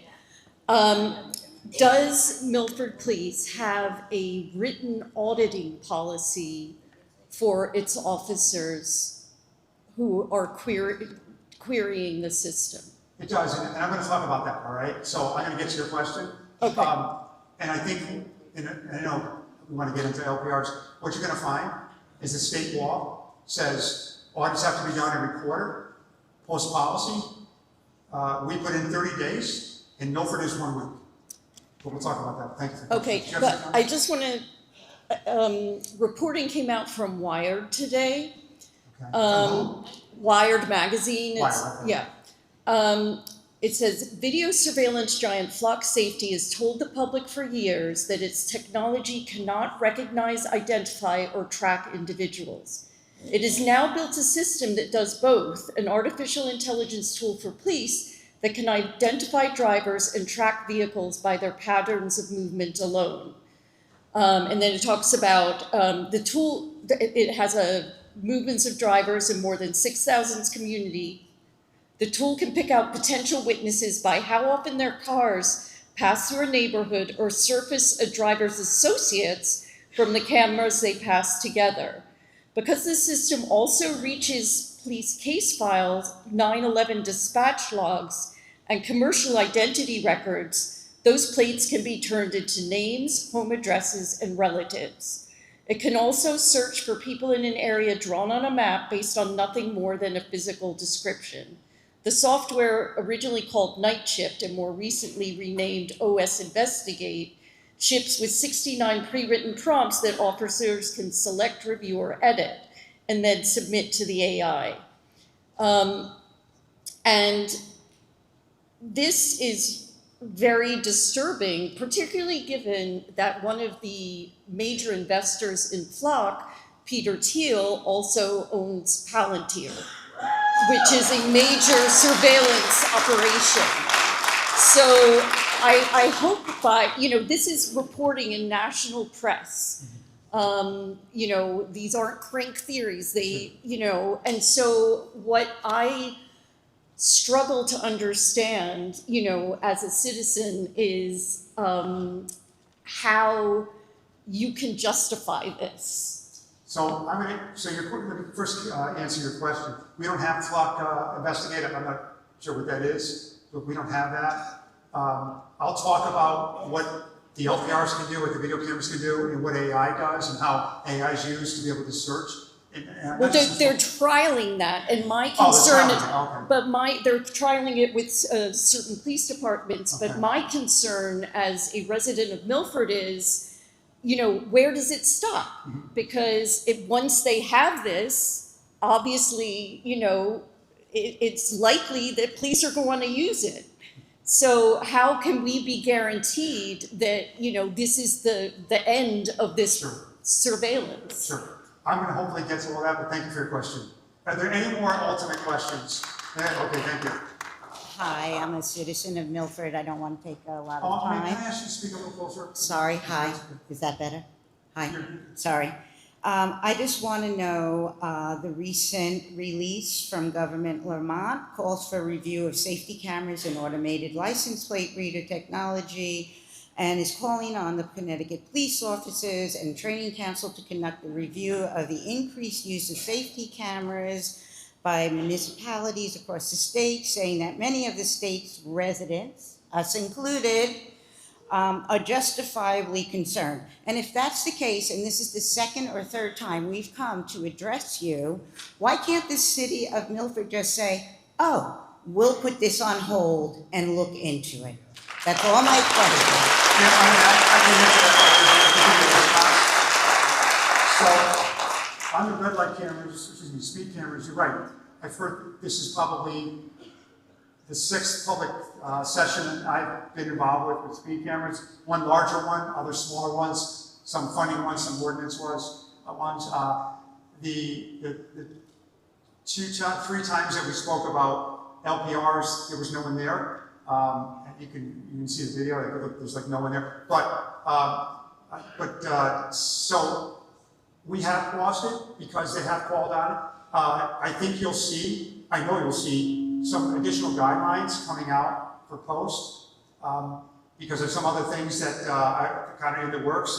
And I think Milford, whether you want LPRs or not, you're going to find out when I talk to you that Milford's the most restrictive. Connecticut's amongst the most restrictive in the country, and Milford's got the strictest policy in the state. And I think you'll see that. It may not be good enough, but I'm telling you that's the reality. But excuse me, I'm sorry. But at this point in time, they're not paused.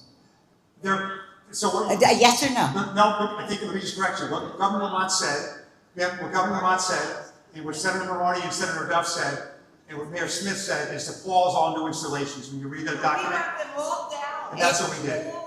All new installations. Right. Oh, no, sir. Come on, no, that's not right. Come on. This lady's been waiting. That's for, you said about speed cameras. No, she wants to know about speed cameras, right? No. Oh, speed cameras? No, sir. Please be fair, sir. No, if she... Ma'am, go ahead. My question is about the... You get a little closer. Yes, my question is about the $15 fee that's paid to the vendor and the way that it's paid. So in a month, let's say 100 tickets are issued and only 10% of people pay them. First, the vendor's going to be paid. Is that correct? That's correct. So there's a theory of the universe where Milford doesn't receive a nickel, but these people are left with consumer debt and collection actions. Is that correct? And we're no safer. We're just poorer. Is that correct? So in theory, if we don't pay the tickets. And nobody get a ticket. No, if we don't pay the tickets. Their money will come from, it's a revenue neutral, it's not going to come from the city, but if you don't pay tickets, if 10% of the people pay the tickets and they get their $15, Milford doesn't get anything. Well, they only get the $15 if you pay the ticket. Right, but if they get their $15 before Milford gets anything, correct? Yes. So, but these people get consumer debt and collection actions. Let me ask the gentleman from Ultimate to weigh in on that. So the way the contract's set up is that the community gets the first $1,000 in revenue. So in your example, when 10 pay so you guys would get no money? Not from the flat fee, no. So we would get 2/3 of our money back. I think you said 10. But we would get 2/3 of our money back in that. So we would have paid $1,400 for the month and receive $1,000 back if no funds were generated. No. So in your example that you said, I think 1,000, and we'll say 10 paid. Let's say no one paid a ticket. No money's due. Okay, but we've already paid $1,500 to the vendor. No money's due. That's cost neutral. He said we have to pay every month. No. Now, the first $1,000 in revenue that comes from the fines stays here. Okay, and then? The next $1,500 goes to the company. Anything else stays here. So in your example, if $100 of fine revenue comes in, it all stays here. We don't get paid. Yeah, somebody mentioned a flat monthly fee. But you still get the first $1,000 in fine revenue. before we pay a flat fee? Yes. Okay. All right, thank you. You're welcome. Are there any more ultimate questions? I really want to get into, okay, I see two gentlemen in the back. I'm going to make this the last two speed camera questions, okay? So we can get into LPRs. Good evening, Chief Mello. I'm Paul Huffcutt. I just have, and I apologize, I was a little late to the meeting, so I'm you sorry, may have... could you speak a little closer? Sure. Thank you. How you doing, Chief Mello? Good. I'm Paul Huffcutt. I apologize, I was a little bit late to the meeting, so if you touched on this topic already, my apologies for that. The red light cameras, I just have a question on that. I live on Cedarhurst Lane, and southbound Cedarhurst Lane at Route 1, there's a red light camera. Now my question is on the activation of the camera. I know statutorily, people have to stop before that stop line, and you must come to a complete stop before you take that right on red. But we know in law enforcement that that doesn't happen. The people roll up, they look, it's clear, they go. So my question to you is, if somebody rolls past, when does the camera activate? If they roll past that stop line and then stop, has that camera already activated because they crossed that line? And also, if they slow down, because we know it happens, and they don't come to a complete stop, are they getting a ticket even though it was absolutely clear for them to go? So, two parts. There isn't a camera at Cedarhurst yet. The signs are there, but that's one of the ones that was paused. Okay. So even though it was approved. And I think I mentioned, take a second, like I mentioned earlier, that we're actually rejecting a lot of those right turn on reds because we're not holding to that strict standard that the law says complete cessation of movement. We're not doing that. Okay, and that was my concern is, I think a lot of the public would think, okay, right on red, I'm okay. They're looking for a red light violation like me just blowing through to go through the mall. If we're going to do the right on red and they have to come to a complete stop, I think we got to make sure that the public is aware, stop before that white line, and come to a complete stop. That was my concern. Sure. One of the things we did is we tried to do a lot of PSAs and a lot of education. Yes. We actually went out and on social media and we showed, hey, this is what it looks like. Because I mean, anyone knows you can go on the post road and stop, and there are people that actually think that it's okay if no one's coming, they can just turn on red, like it's a yield sign. Right. And nobody's stopping forever. And we do the same thing with stop signs. The law, 14301 says, you know, complete cessation of movement, Yeah. but that's not the standard we hold people to because that's just not, it's too strict. Okay, I appreciate your time. Thank you. Good evening, Chief Mello. Thank you for your time. My question is what happens if a vehicle, this is a big what if question, curiosity. What if a vehicle bearing an MFD or municipality plate were to speed by a speed camera or a red light camera? Who covers the cost? The city or the employee or person driving that vehicle? Is this I'm sorry. No, I thought you were finishing. Is it similar to kind of how like the gentleman with the lease, when the leasing company leases a vehicle out from a dealership, does a person who's driving a car not get the bill directly? That's all. Sure.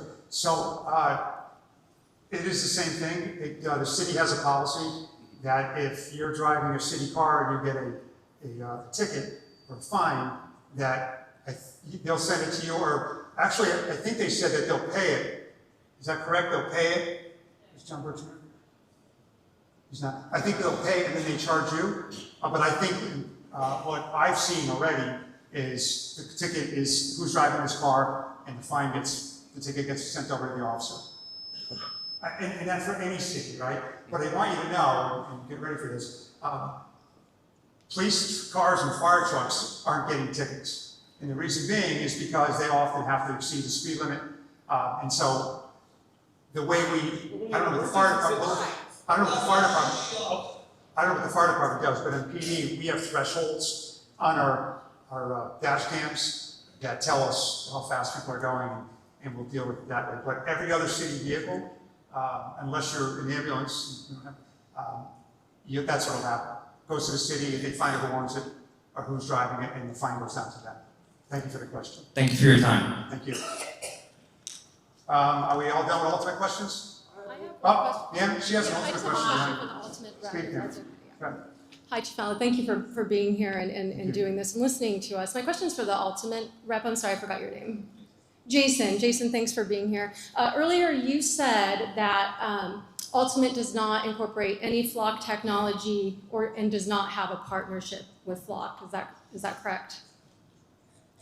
What I said, to be clear, is that flock. Well, it wasn't. All due respect, I don't need it to be clear, but I think it was pretty clear about repeating what you had said earlier to us. So can you confirm that? No, that's what I'm saying. Yeah. That's what I want to just say it again. So flock, Axon, Recor, Motorola, there's a bunch of ALPR companies. So there's no ALPR company that is integrated with our equipment, our camera, our pole, our power, our data, our communications in any way, anywhere, in any state. We're in the United States, and we're American companies, and we're only in the United States. Nowhere in the United States does that happen. They don't put cameras on our poles, or use our power or anything, and vice versa. We don't. Okay. So you do not have a partnership with flock or integrate flock technology as well? We don't integrate. So the partnership. So you do have a partnership with flock. Okay. I want to answer. So what it is, it's in contracts. It's very, very clear. So in some contracts in some cities, if a city, as part of our offering package, wants an ALPR camera, then we will purchase one. We don't have any access to where they put it. They can choose the vendor. It doesn't have to be flock. It can be any vendor that they want. They put it where they want. They don't interface with us whatsoever. All we do is write a check to flock on behalf of a city, town, community. Okay, so I do have I'm only asking because I have an Ultimate camera near my house on Gulf and had started researching this immediately to learn more about your company and how these cameras are used and how our data is being used. And on the Flock website at that time, it said Ultimate is a photo enforcement provider that incorporates Flock Safety's technology. This partnership delivers integrated traffic enforcement for safer roads. I believe that has since been scrubbed from the website. This happened in June, so I'm curious as to why that's disappeared. We do have a screenshot. It's in the I've seen in the group. it. Yeah, She's telling the truth. Yeah. Well, I always tell the truth. Thank you, sir. But it seems like we're having some issues with you telling the truth to us today. So let's not beat around the bush. I do want to remain respectful. I know this is probably not easy for you to stand here. Your role is corporate PR. And unfortunately, this has been structured like a vendor presentation. And it's very frustrating to me. And I don't want to beat around the bush here. I just want to get to the facts. Are the cameras that are in Milford using flock technology in the Ultimate cameras? Yes or no? No. Then why does flock know that? Because that's on their website. Yes. So did this change since June when we found this information to now? No. Let me go back in time. We've never. Then why was that on the Flock website? I'm going to get there. So we have never had a Flock Axon ALPR camera in our technology integrated anywhere in the United States, which is the only place we are. So then the Flock website was lying. It was. Oh, well, we have the rep here. Does he want to come? Where's the rep? No. Okay. We can just get together. Let's get together. No, so okay. Here, I'll tell you what happened because I'm the one that did it. Oh, okay. Right? So I got a call from a friend who was talking about the Flock relationship.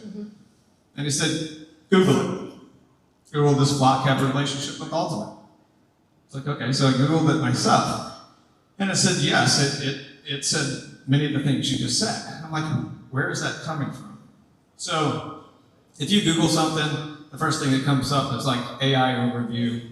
It gives you an answer, and it gives you I work in software too, so go ahead. Well, you're well above me, but this is me. Yeah. So it has a source of information, right? Like, where did that come from? So I went on the website, just like you had a screenshot, and I read that. And it's the first time I've ever read that. It's the first time I've ever seen it, didn't know it was on there. So I called Flock immediately and said, you got to take that down, that is inaccurate. And they took it down the same day, and that's how it happened. And how do we know it's inaccurate? So we don't, know, they just kind of put that up, it was in the partnership agreement? It wasn't, we weren't the only ones, but yeah, it was up okay. there. Well, I guess we'll hear from Block soon. Thank you for your answer. Of course, thank you.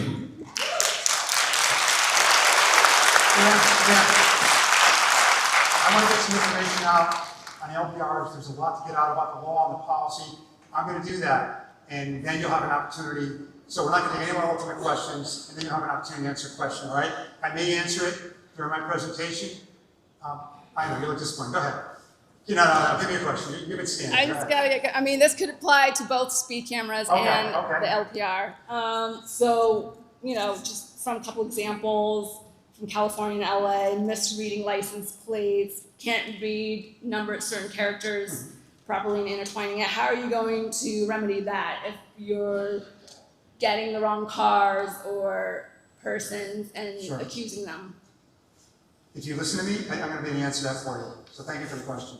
Okay. And then the other one is, what prompted Milford, of all these speeding violations, is it really necessary to put these out? Like, I know you had statistics up there, and I couldn't process that fast enough, but is it worth that much money to put all these cameras for speeding violations? Or like, I guess it depends on how you look at speeding violations. And we take it really serious. It's something that we're really concerned about. I know a lot of residents are concerned about it. I know all those 85% of those school parents were concerned. We hear about, I told you it's the #1 complaint we get. I understand. You know, I've talked to some folks who said a couple of things, real quick. With the new cars and all the safety features in new cars, we're not going to run over a child because we can, the sensor's going to go off. And then I had somebody else say to me, a number of people, we should increase the speed limits. Somebody said, hey, I've been going 40 miles an hour down in front of Live Oak School on Merwin Avenue, and I've never gotten in an accident. And now you're telling me I got to go 36. I can't go over 30. If I do 36, I'm going to get a ticket. And here's what I tell people. And I think especially on the Woodruff Road area, because there's a history there, if you think the speed limits are too slow, if you believe that, if you're of that ilk, that you believe that we should raise the speed limits on Woodruff Road or in front of schools, in front of Live Oak schools, if you believe that, but you can come to the police commission, you could write a letter, you could petition it, the traffic division will make a recommendation, and then the police commission will make a decision as to whether they want to raise those speed limits. And I've told dozens of people that. If you think the speed limits are too slow, you think we should raise them? However, the state gets to weigh in too. And the state's going to then, before you can change the speed limit, the state has to, they also have to agree. In my experience, that's going to be a tough ask. okay. What was I going to say? Man, I got to move on, all right? All right. Thank you. Sir, I'm going to, if you don't mind. All right. Speed cameras. Excuse me. Speed cameras. Left speed cameras. I have a speed camera question. Oh, okay, go ahead. Hi, I live off of Gulf Street. Oh, sorry. I haven't gotten a ticket or a warning, and I really am looking at my odometer constantly. I'm thinking of how to do cruise control because I've never used it before on my car. I will say though that part of the problem is the traffic. The town has not kept up with the amount of increased traffic over a period of time. So for example, today I choose to go in the right lane and go straight to go down Gulf Street versus taking a turn onto New Haven Avenue left because the traffic is so incredibly backed up coming from Gulf Beach that you just can't make a left-hand turn. And what happens is people get very impatient, and then you have to worry about the people coming speeding down New Haven Avenue who are concerned about being left at that light, so they're speeding through that intersection. But I think the consensus of this meeting is that people prefer looking at the picture as a whole, and I think technologically speaking, often people jump ahead technologically, and this has been delegated beyond the understanding of some of the parties making the decisions. the elected officials and the police department, no offense to you, but I think it needed to really be studied more, but I think you can see that people have gotten extremely upset, and this is just a microcosm of how many people are really against it that aren't coming out. So I think the idea of pausing not just the installation of the new cameras, but the utilization of the main cameras, if it's not catching criminals, then what is the point? It's just stressing people out. It's not protecting anybody.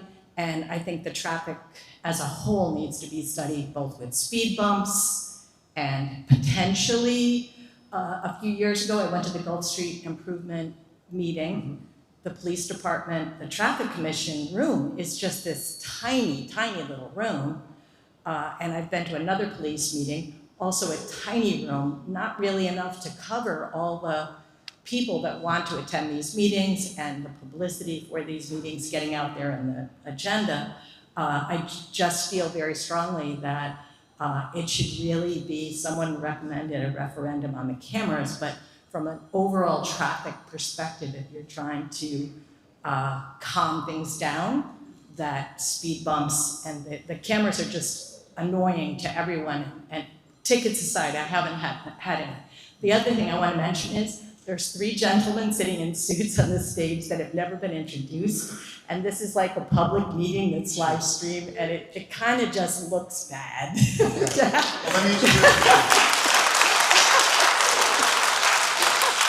Thank you, that's all I wanted to say, but please. This is Captain Sikorsky, he's in charge of our patrol division. Captain Luke Holder, he's in charge of administrative division and traffic. And Deputy Chief Tim Knight.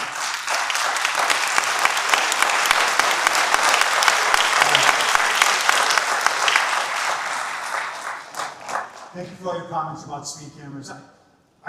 Is there at least agreement that we need to do something to slow people down, that speeding is concerning? Is there at least?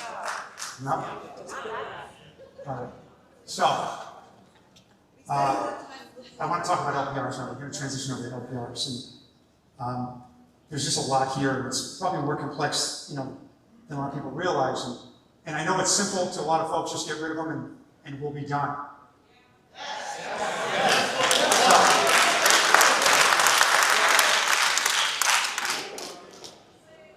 I understand all your concerns, and you're not doing anything about it. Hold on. Well, I'm here. I'm here to listen to you. You heard us last time. Show some decency and be quiet. So I just want you to know that last meeting was not a hearing. It was a regular meeting of the Board of Aldermen. I heard you were all going to be there. I don't normally go, but I went there because I wanted to hear you. And then I was asked, that's why there was no question and answer. But here there is. Your concerns are legitimate, and when it comes to retention, and it comes to security of your data, and it comes to your privacy. The reason that Milford was late to the party here, when it comes to LPRs, I told you we've had them for years, but we never had fixed cameras. And we looked at what was happening all around us. And we looked up and down, and our neighbors all had it. And we didn't. And my officers constantly said, hey, these are solving crime. Why don't we have these? Why don't we have these? And so we looked at we did our homework, and we looked at what other towns were doing, and were they being successful in solving crime. At the time, we were dealing with riots at the beach, and we would have to put dozens of officers there. And you can go back and you can look at the videos of officers that got hurt, and residents that were upset because the families didn't want to go to the beach. We were looking at car takeovers, street takeovers, and people getting pulled out of the cars, and families getting harassed because all of a sudden they were taken over by motorcycles and cars and ATVs, and we were looking at, and then in 2018 we stopped chasing cars. It's a serious offense. It's a violent offense. I was involved in that. It was a balance that, hold on please. And so all those things combined, and folks that are in neighborhoods, remember your cars were being broken into, and there'd be a dozen And we would say, you know, we got to get more police officers out there. Well, we don't have a lot. And then we would look at, well, we can't chase them.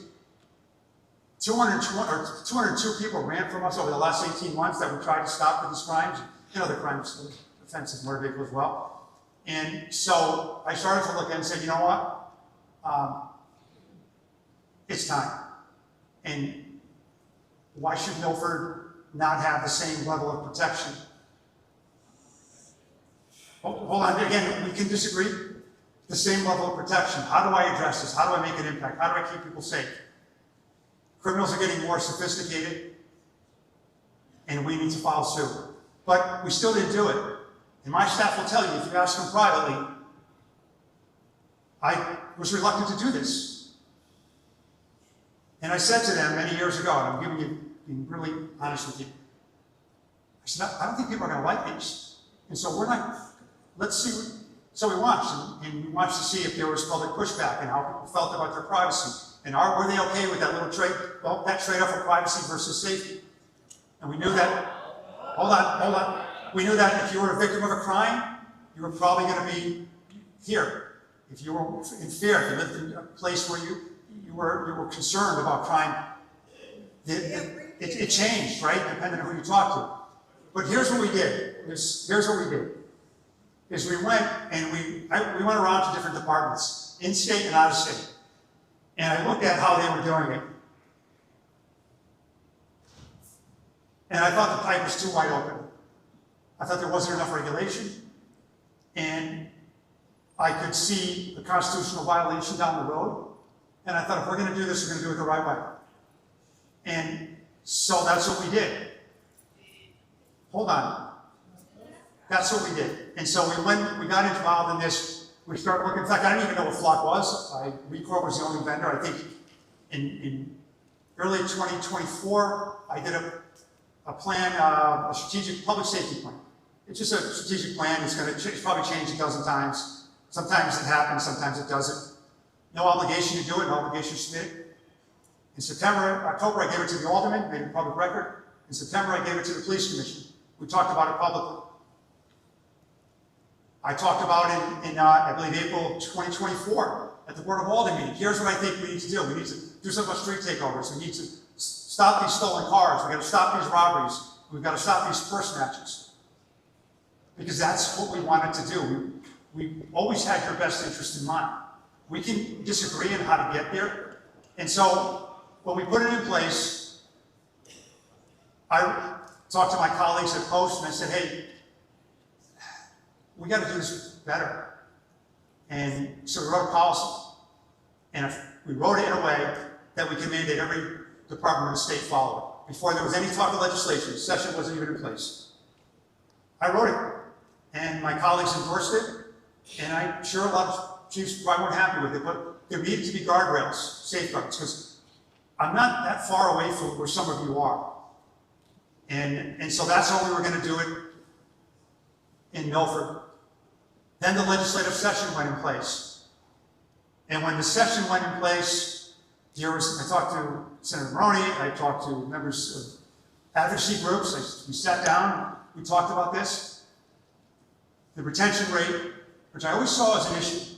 I think when you're taking a shot or an image of a car and a plate at one particular place at one particular time, it matters how long you keep that. And it matters how you situate those cameras. And so we looked at all that. We talked with the ACO. You can see their testimony. We were at 30 days. Other departments in Connecticut with Recore were at 90. And we had already mandated through the Post Council that you were going to be 30. And then we sat down with the ACLU and other advocacy groups. And we were somewhere between, they wanted 7, they wanted 30. You can only look at it for 7. After 7, they wanted a 1. And we landed at 21. The legislature agreed with 21. That law that I'll talk about takes effect October 1st. And in that law, there was a lot of guardrails. And one of the things that we asked for penalties for police officers, because police officers are human beings. And somebody's got to watch. Somebody's got to watch the story. Trust but verify. But we went even a step further on how to control access. And I'm going to talk about this in just a minute, I heard you at the last meeting. And, I don't do a lot of social media. People send me things I think I should know. On my feed, I get all the flock stories, all the recourse stories, all the accidents. I get to see, can you do me a favor and just pull up, actually we'll do it with the Q&A. I've got people on the Zoom there that I want to bring in. And I look at it and I said, okay, look, I'm going to talk about the constitutionality question in a second. Here's what's going to happen, I predict. Whatever we do in Connecticut, whether we have the best policy and the strictest law, and we have the best oversight, all it takes is somebody in another department in another state where there's none. And the Supreme Court's going to turn around and say, no. They're not going to go, well, Milford, Connecticut, you're okay. It's not what's going to happen. So, that's why I believe in this so strongly. I believe in not as much the LPRs as the guidelines behind these, because Milford may vote to take these away, but you're going to have them on the state highway. They're coming. And you're going to have them joining towns, and you're going to be driving past them. Starts here. Well, if you want to go over to these other towns and do the same, and they listen, that's fine. But I'm going to predict that that's probably what's going to happen. Anyways, so let's go over the timeline and how this happened. I told you in summer of 2024, I met with then Mayor Giannatasio. We talked about, we started in March, or April, and then I met with him. I gave him the draft copy of my strategic plan. And I said, look, here's the things I think we need to do, including this ordinance, to be able to see these vehicles when we have all these street takeovers. We got to do something. And so we went through that, and then we went through, I submitted, I told you, to the Board of Aldermen, and then we get down to the Police Commission. It went through them, and then it turns out how are we going to pay for this. Initially, we had $33,000 in the state grant to use for LPRs. They were giving money from, I think it was state ARPA money, and we got $33,000, and we were originally going to buy 6 out of that money. The thing we did is before we put any LPRs in, we then looked at vendors and we decided to go with Flock because we didn't really want to own the cameras. We liked the fact that it had a large network, and we liked the fact that we could lease it and then walk away when that lease was over if we chose to.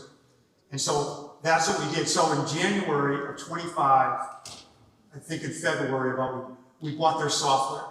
So even though we didn't have cameras until July of that year, July 10th, I think, we still were able to search a database to see who came into Milford, because we know that they were all around us, and that would help us to some degree. And so, speaking with Mayor Giannatasio, we also looked at something different. Milford, after 9/11, somebody mentioned it, the program, everybody was worried about their safety. And so the federal government gave municipalities all this grant money to put security cameras up. And so that's what we did. We put it in. I told you about Walnut Beach. When that spoke, talked about Walnut Beach and how somehow the housing department got that. And I remember being at our meetings. They're public hearings, but they're funding hearings, right? That's when we talk about it. And then it shows up in the minutes, and then it shows up in video, and the conversation goes on. Well, when we put those cameras in, they were in Devon, they were in front of the mall, they were all over Milford Center. They were Naugatuck and Broadway, because there were a lot of problems back there. Remember that we always had the van there because we had so many problems. And so we started putting these camera systems in, and we talked about it at a meeting. There were actually quite a few people there, and they were concerned, but they wanted the cameras. And so I said, the police department will control these cameras. I don't want anyone else to have them. I don't know who can walk into City Hall. I don't know who can walk in, as she mentioned. But we would have them, and we would use those responsibly. And so those were there for a while. I think, as I mentioned, I think it was Mayor Blake that repaired some of those cameras because they became so old and obsolete. You can imagine from 2003 or thereabouts. And then so we have all those cameras, but many of them don't work, and it's old mesh technology, so they're latency. So it's all pixelated, you really can't use them. So I said, look, we need to also, including license plate readers, we need to replace all these cameras, and we should be putting cameras on more public spaces. So we can disagree, but here's what prompted that. What prompted that is my experience when they put Bodie's Place at Eisenhower Park, and they wanted cameras, Everybody wanted them back then. The beaches wanted cameras. Gulf Beach, they wanted cameras. The people that were living over there in that area were always complaining they either wanted a cop 24 hours or they wanted cameras. And we always look at it this way. Again, we can disagree. Everybody wants more cops. They want a cop on the corner. But I can't put a cop on a corner. So the idea was that if we put cameras at intersections, if we put cameras watching these public spaces, the same way you have cameras in schools. And I know when I said it the other night, people got upset. What do you mean there's cameras in schools? Well, I know we have, look, we're not too far away from what happened in Newtown or what happened with the stabbing. Those things can happen. They can happen. Well, again, we can disagree. Hold on. But those things can happen. And so that's why there's cameras. In fact, the Board of Ed put those cameras in there.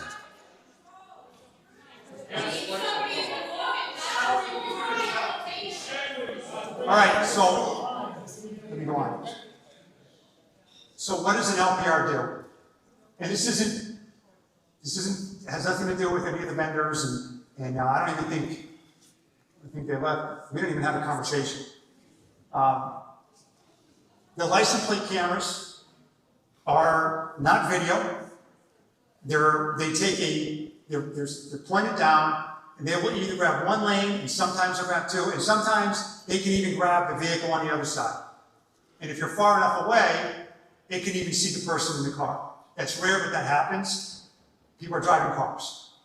But most of the time, they're just capturing those plates as they go by. That's why you'll see one on each side of the road. They do take an image of the car and the license plate, and they do record all of the attributes of the car. And you can search for that license plate, and you can search for the attributes of the car. I can search for a partial plate. I can search for attributes. If it's a white van with racks on top and ladders, I can search for them. And that's where the AI comes in. And those tools are in our body cams. Those tools are in our dash cam. Those tools are in our milestone cameras. The data resides, and Flock is going to be online, so you're going to be able to ask them this, because I can't speak to the architecture. And so if some of it sounds like I'm repeating what the vendor told me, that's true. As we're told, the images are captured. And whether it's Flock or Axon or anybody else, and then they're transmitted through 5G, and we understand it, and it's in the contract that they've got to be encrypted as it's a transit, and then they land at the government cloud, the Amazon government cloud, where state, local, and federal governments store their data. You can research for yourself the level of security and encryption and make whatever judgment you want. But that's where, in fact, the city just went, everything that we're doing is in the cloud. No, everything the city's doing is in the cloud. I'm not necessarily. But I'm telling you how, I'm just telling you. I didn't expect you to be happy about it. But yet you push forward.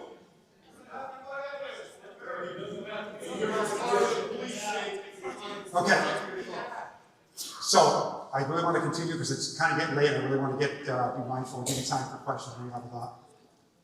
The data that sits in there, when it goes into the cloud, we have control over it. We can set how long we want to keep it, and it can't be sold, it can't be transferred, and it can't be shared according to our contract. You'll have an opportunity to ask Flock. You'll have an opportunity to ask Flock that question. I can't speak for Flock.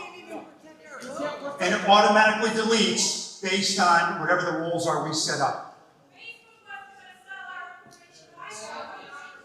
So one of the things that we did is we had even though the law doesn't take effect till the 21st, we moved ours over to 21 days now. And then I'll tell you what we've done since that. And we don't own the LPR's released.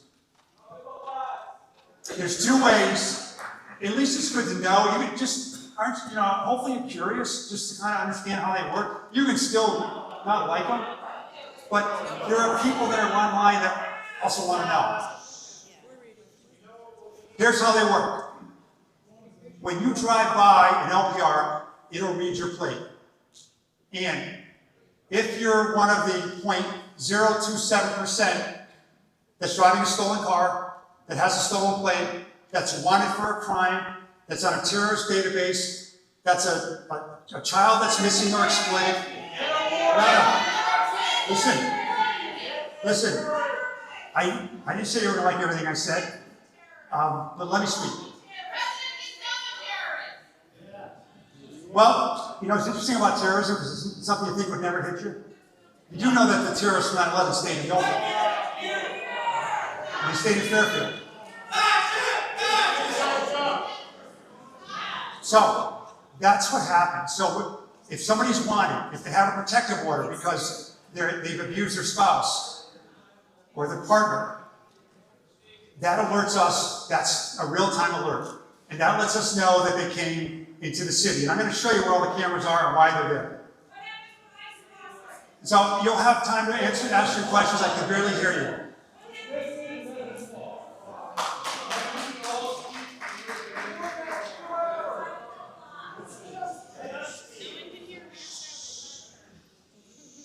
All those databases are searched through the NCIC, National Crime Information Center, run by the FBI, and to collect, run by the FBI and run by the state collect. The other way that you can add, and I think this other one is kind of, I think it's what really bothers most people, and that is manual queries, searches. And that represents about 0.07%. So 1%, you have a 1% chance, based upon the data that we just looked at, that you're going to come to the attention of law enforcement. Because when we search, we'll search for a case, and we can give you some examples if you're curious. We'll search for a case, and maybe we have a plate number, and maybe we have a partial plate number, or maybe we don't have any of that. And so we'll conduct that search. And what it will is it'll look for that vehicle. That becomes a lead, and then that becomes part of probable cause, which becomes part of an arrest warrant or a search warrant. The difference in Connecticut compared to some other states, and the difference now, or at least on October 1st, but now for us, is you've got to have a reasonable suspicion. And it sounds just like a word or a term, but for the lawyers in the room, it's a legal principle. It's not a hunch, it's not probable cause, it's not proof beyond a reasonable doubt. It is, you have to have a clear and articulable suspicion that that person or that vehicle is about to commit a crime or has committed a crime. You've got to meet that standard. And I'll show you what it's like when you search. And then they can search. So you're 99%, of these vehicles, it never comes to the attention of police. But I know it doesn't, you still don't want your vehicle out there.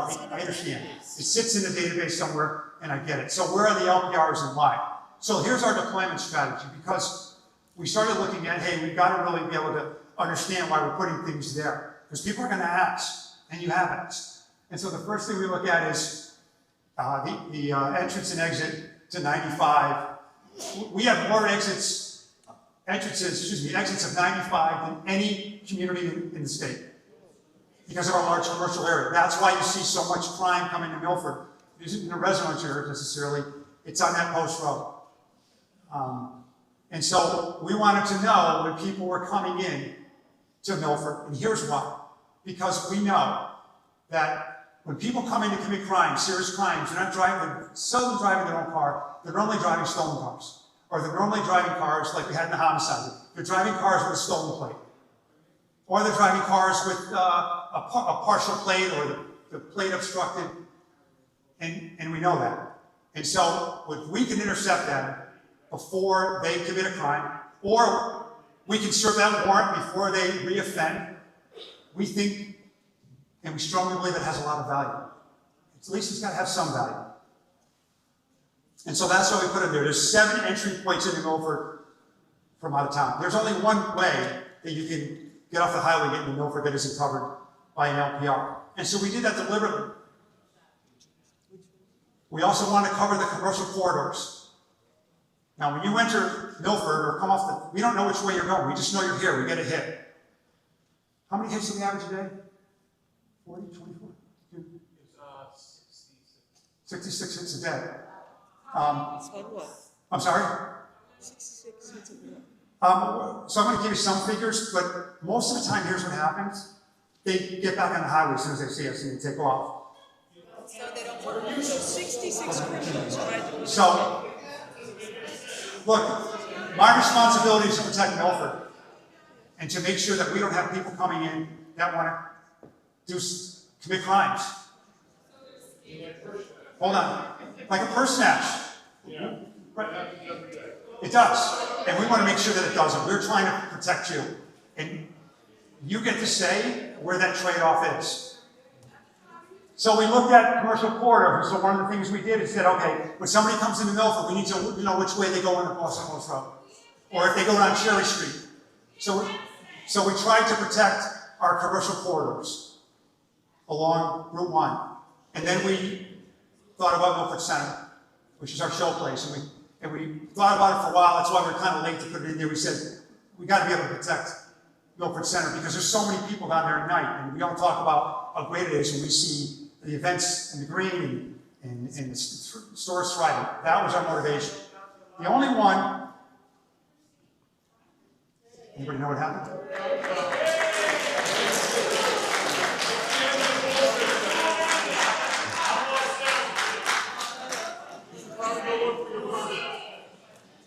So, I know this feels like a sales pitch to you. And,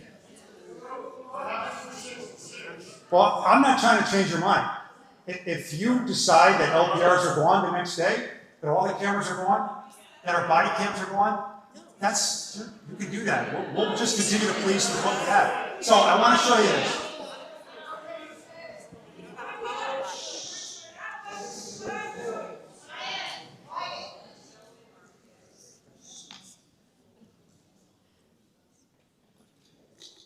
All right. Here's a location of the LPRs, and I know that there was a time where nobody wanted to show you these. We were never of that ilk. Here's where they are. I know it's hard to see there, but you can see the railroad tracks, you can see 95, and then you can see the underneath there, between there, you'll see the post road. And you'll see the feeder. So the first one down here is we have them at Route 1 coming across the bridge in Stratford.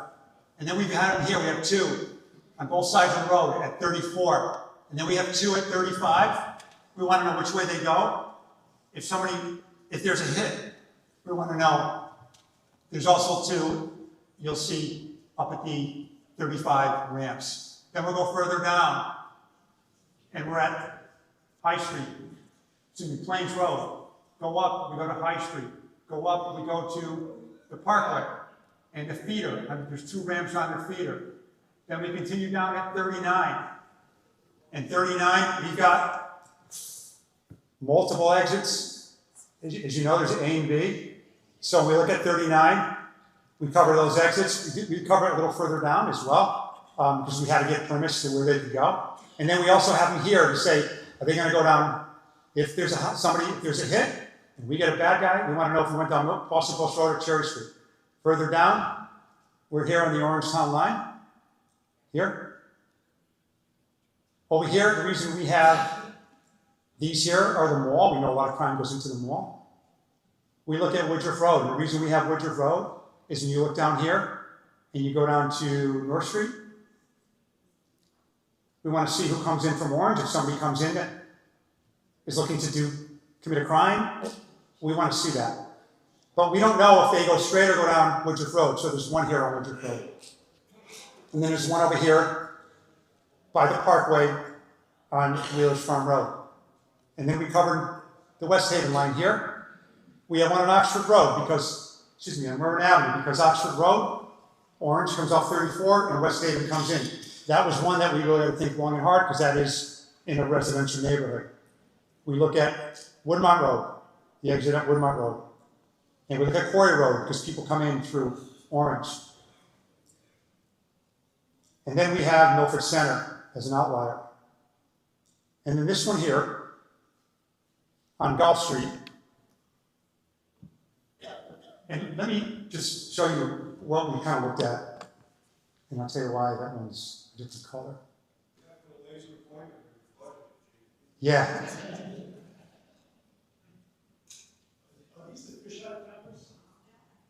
No, these are these are the LPRs.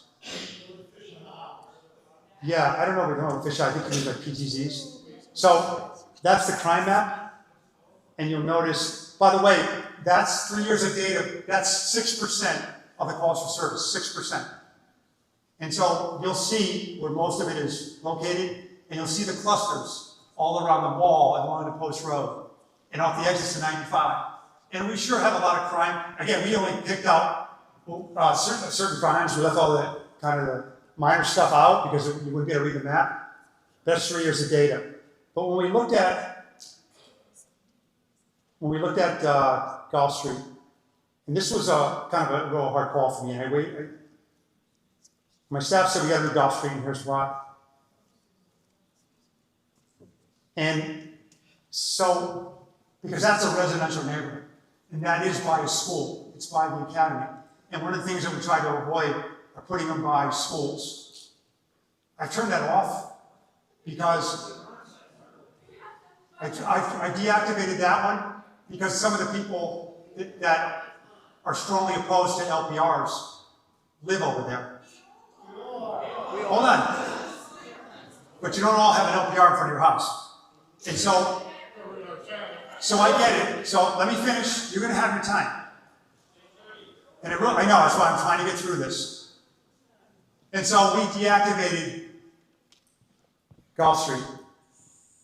It was Gulf Street, there's a lot, it's a thorough, for some reason people go down New Haven Avenue and they don't go to Buckingham, they don't go to Palm Point, they turn down Gulf Street and go by the beach. And so we were trying to protect that neighborhood. Well, we turned it off.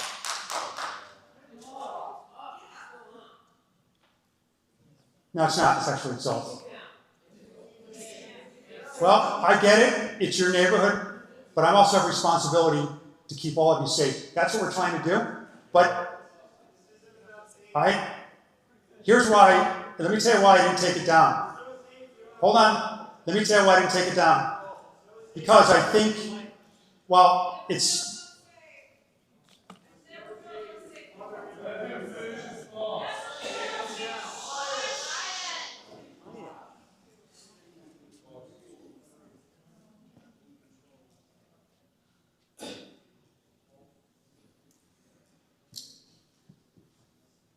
the reason I haven't taken it down is I want to hear from everybody in Gulf Street.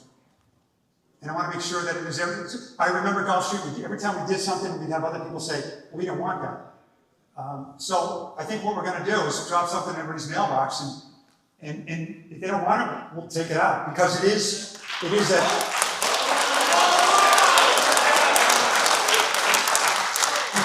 a residential neighborhood.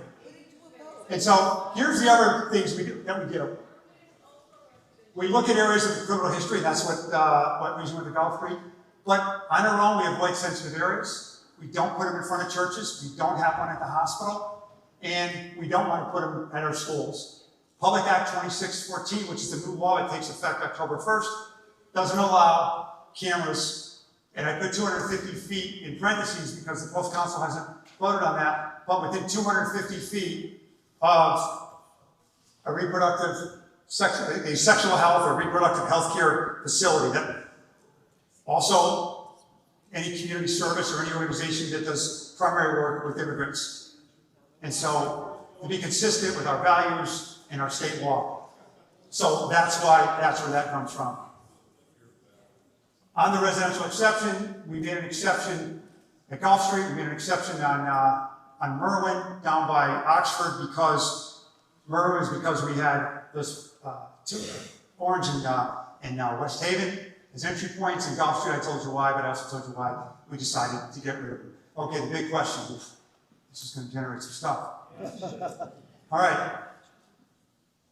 Our LPR, cool. Let me finish, then you can, like, whatever you want, but let me just finish. Because I tried to say it the other night, and I realized nobody wanted to hear it. But I'm going to say it if I have to say it to the camera when you want. Our LPR is unconstitutional. Yes! Okay.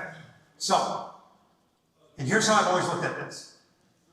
I think the question's different. I think the question should be, can LPRs used in an unconstitutional way? And that answer is yes. My handgun is not unconstitutional, but it can be used in an unconstitutional way. Same thing with taser, the same thing with an arrest. So the technology is there's nothing illegal or unconstitutional with the technology, but it can be used in a very unconstitutional way. And so when we looked at it, we looked at some of the cases that were out. We looked at Carpenter, even though Carpenter was out. We're talking about appellate cases that have gone through at least into the higher courts. And we looked at what Carpenter said, and does Carpenter impact LPRs? And Carpenter spoke about GPS and that it was continuous surveillance, both in public and in private. But there were some signals there about Carpenter. And there were some signals on some other cases about where the upper courts or the Supreme Court may land. Look at the Norfolk case. Norfolk versus US, we looked at that case. And we looked at the most recent case that we have for LPRs, Porter versus US, that reaffirmed that LPRs were used appropriately. But there were signals there from the judges as to where it could go. And then the Chapman case came out, which is again not about LPRs, but I think there's some signals there. I know when I saw it, it was like 4:30 in the morning, my phone went off, I looked at it, and I wrote an email to the city attorney and said, hey, you keep this as an impact. And it doesn't have a direct impact, but there's a signal. I know there was a case in Massachusetts where it was a case that said, hey, LPRs are unconstitutional, but it didn't change the law. In fact, they're crafting the law now, and that case has no bearing on Connecticut. It's the Massachusetts Supreme Court. But I do think that there's things that really impact constitutionality.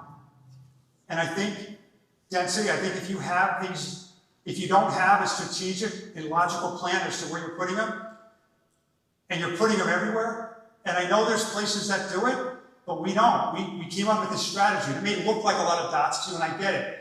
But what we're looking at is trying to make sure that if somebody did want to search Keith Mello, I don't know why they would want to search me, but if somebody wanted to find out what car I drove and search my car, they couldn't determine my pattern of life.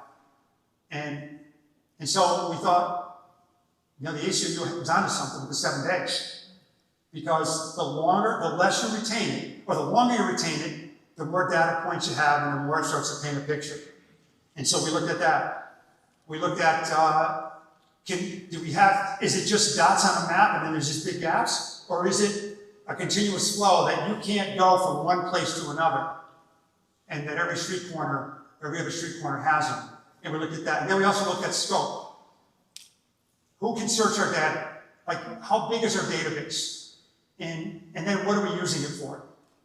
And our legislature looked at, I learned a lot just with the legislature, and they looked at these, we looked at these, and so the answer is they can't be used in an unconstitutional way. And like you, I fear that someday somebody will. I'm just going to make sure it's not us. And I'm not saying trust me, I'm saying check me. And we'll talk about how you can do that.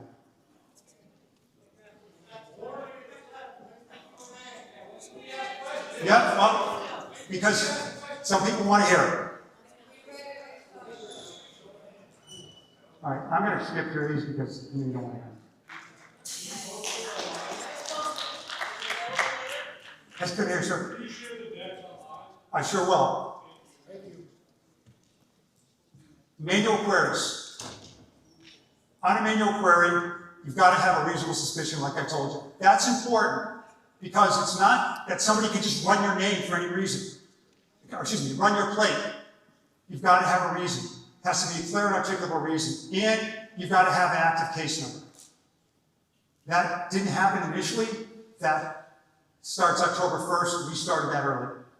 In fact, one of the things that Flock did was, and I don't know if it was because we insisted here in Connecticut or they had other clients, you used to be able to type in whatever you wanted. Now, and it's been this way for a while, there's a drop-down list. And the only thing in those lists are crimes that we approve. The only other exception is other for tests. If Joe wants to run a test, or I want to run a test, or Joe, we're training somebody, or FOIA.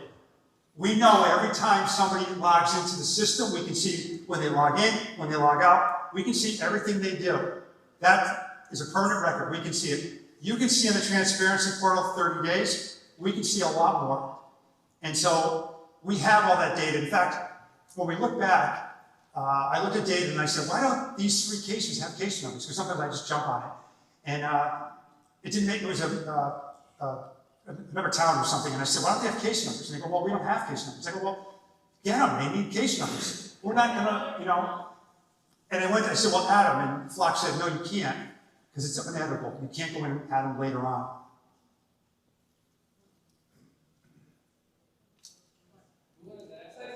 I'm gonna show you, I'm gonna answer that question for you. Here are the reasons why we use it, and here's where we see the value. But here's what LPRs can't do. And I told you this a little bit before.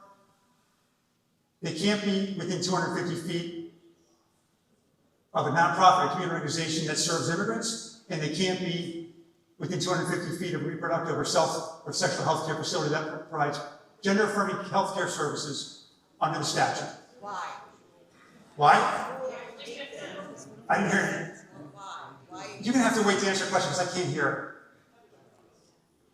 it. And everyone knows why this is, which is a big part of why this happened, and a big part of why it's in the law. You know, I remember the DNA, when people went to DNA, they were upset, and there was a lot of like, let's not use DNA, but what often happens is the technology grows faster than the regulation.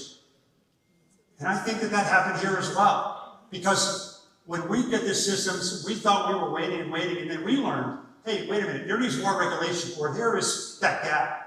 So we have spent a lot of time trying to make sure that we get this right. Here's what you can't use it for. Right now, you're engaging in a First Amendment protected speech, a First Amendment activity. People are outside posting, First Amendment activity. Unless somebody commits a crime, a criminal offense, we can't use LPRs. It's prohibited from using LPRs. Not that anybody would, but they shouldn't. They can't. It's by law.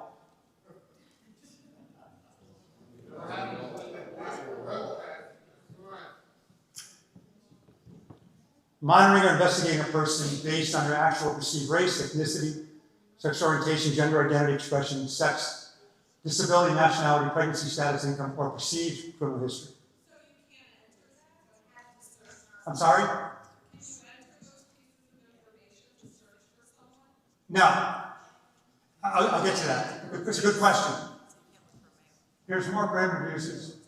They can't be used to investigate a suspected immigration violation, both civil and criminal. And that happened because, and here's where Flock made a really big mistake. And they made some missteps. They all have. When you first got Flock, their LPRs, you were part of a national network, and nobody knew that. And our intention was never to be a part of a national network or any other network. Right now, we only share with Orange. And then we found out, we installed our first LPR July 10th, and we found out around beginning of August, and the captain said to me, hey, I'm just doing these audits, and what's all these searches? We call Flock, and he goes, well, you've got to opt out of the national network. What do you mean opt out of the national? Because everybody's in the national network. Well, we don't want to be in the national network. So we told them to turn it off. But that's what happened. When you did a search, they did a search in Texas, they may not care about anything about Connecticut or New York or Massachusetts. They may be looking at Dallas. But when they did a search, it hit every single camera. Now, the only information, it hit every single piece of data in the database. Now, they don't see your data unless you're that person they're searching for. But nevertheless, that shouldn't have happened. They have fixed it, and we don't allow it by law anymore to make sure that we're never going to have a vendor that's going to make a mistake like that. Data sharing, I talked about it. I can't hear you. I know, I will answer, ma'am, I will answer that for you when you come up so everyone can hear it. And you're gonna, I think you said, how do you know? You can ask them. No, they're gonna be here. They're gonna be here, and you can give them that question. Because I don't want to be here answering for a vendor. They can answer themselves. And you can judge whether you believe them or not. The other thing we worry about with constitutionality is the data sharing. Who are we sharing with? The more people that have access, the more opportunity it is to potentially see your data. And so what Connecticut did is they said, we're only going to share with 3 contiguous states, Rhode Island, Massachusetts, and New York. Milford doesn't share with any of them.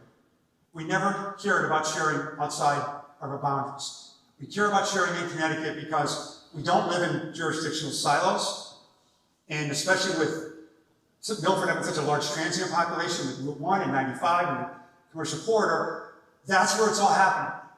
If I did a study and told you how many people in Milford really commit these crimes that live here, not many. It comes from different places and different states, and we want to have the ability to communicate with each other. Again, right now, we share with Orange. Hot lists. Hot lists are things that we put in. If right now, you went outside and you told me, hey, somebody just smashed up my car or stole my car, and this car drove away. And because usually the car. All right, what do you have for the plate? What do you have for description? We can put that hot list in before it's reported to NCIC, because there's a process for that, a police report. But those have to be managed. We have to make sure that a supervisor says you can put that in there, and we have to make sure that there's an expiration date on that, and that somebody's checking that, because, and you've probably heard of these situations, and it happened before LPRs, where a car gets stolen, or a plate gets stolen, and then it's found, and that police department doesn't take it out of NCIC, before you know it, you're pulling somebody over. So what we did is we built in human verification.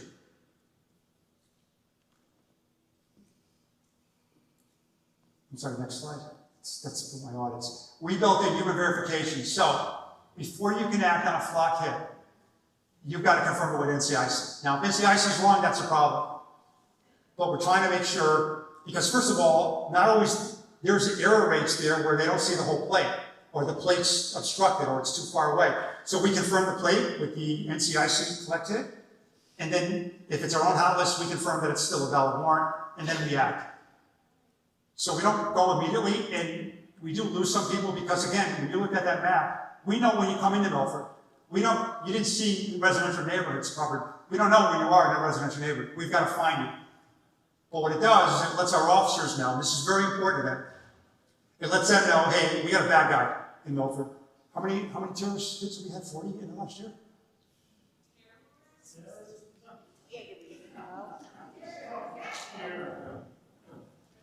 No, they're still there. They're still out there.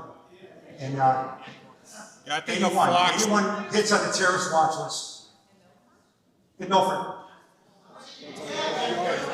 So the terrorist watch list, we don't go. We just hold on. Do you guys want the answer, or you just want to know? So on a terrorist watch list, what happens, or somebody has a dangerous gang affiliation, that's somebody that you all heard of. How come the FBI wasn't watching those terrorists? They knew they were here. They knew they were going to cause problems. That's how they watch it. We put you on the terrorist watch list. We notify them, hey, we've got your guy here, or we've got this car. We don't know who's in it. Where is it? Where's the information? We pass that out.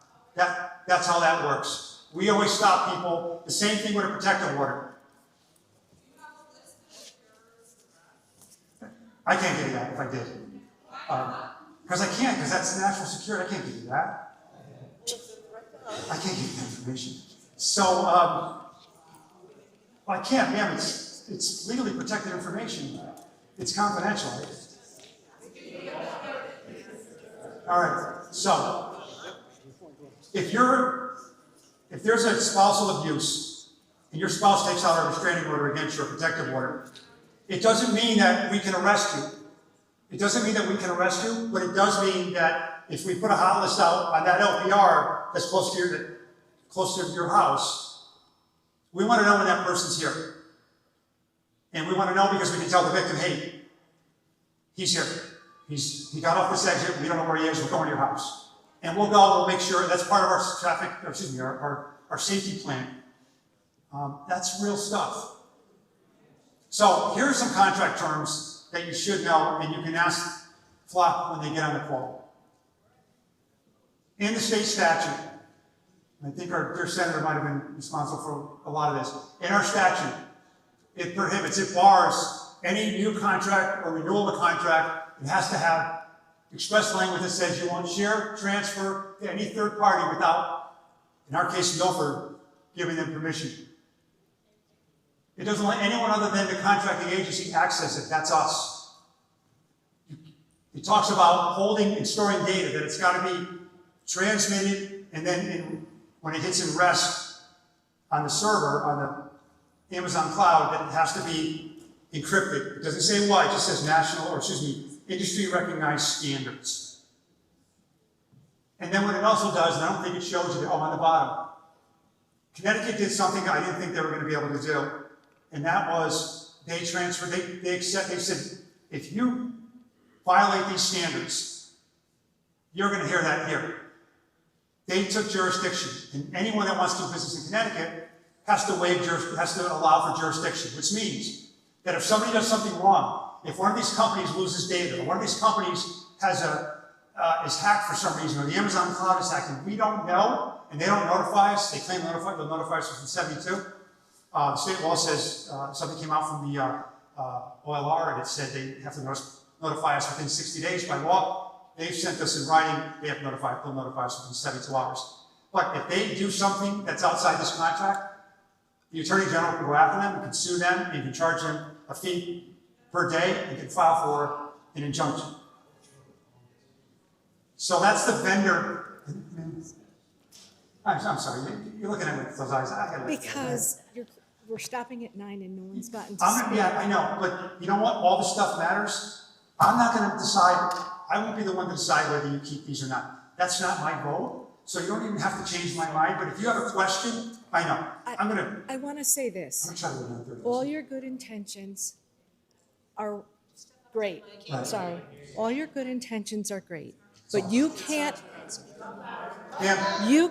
stop bad actors from getting our information and harming our people. Ma'am, all I can say, and I understand, I respect if you feel that way, and you might be right. But let me just tell you what we've done, because some people want to know. And so I want to get that out. We're almost there. I'm going to try to go to 9:30. If I can you stay to 9:30? No, the person who's back running it. He didn't sound too thrilled, but I appreciate the yes. The other thing it does,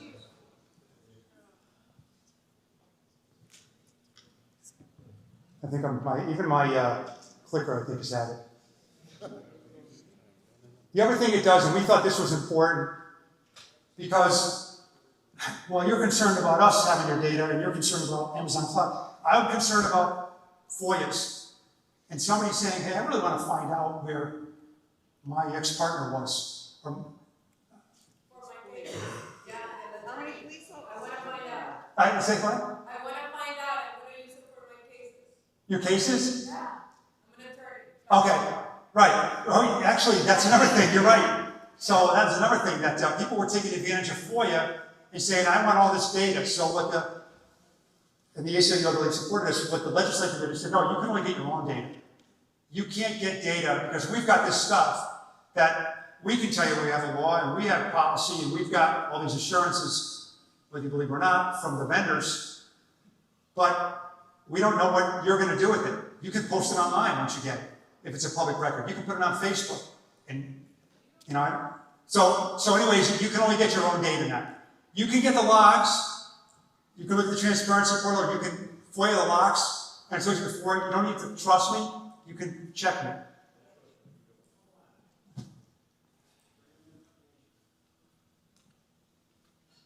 So public records. Here's what still is a public record.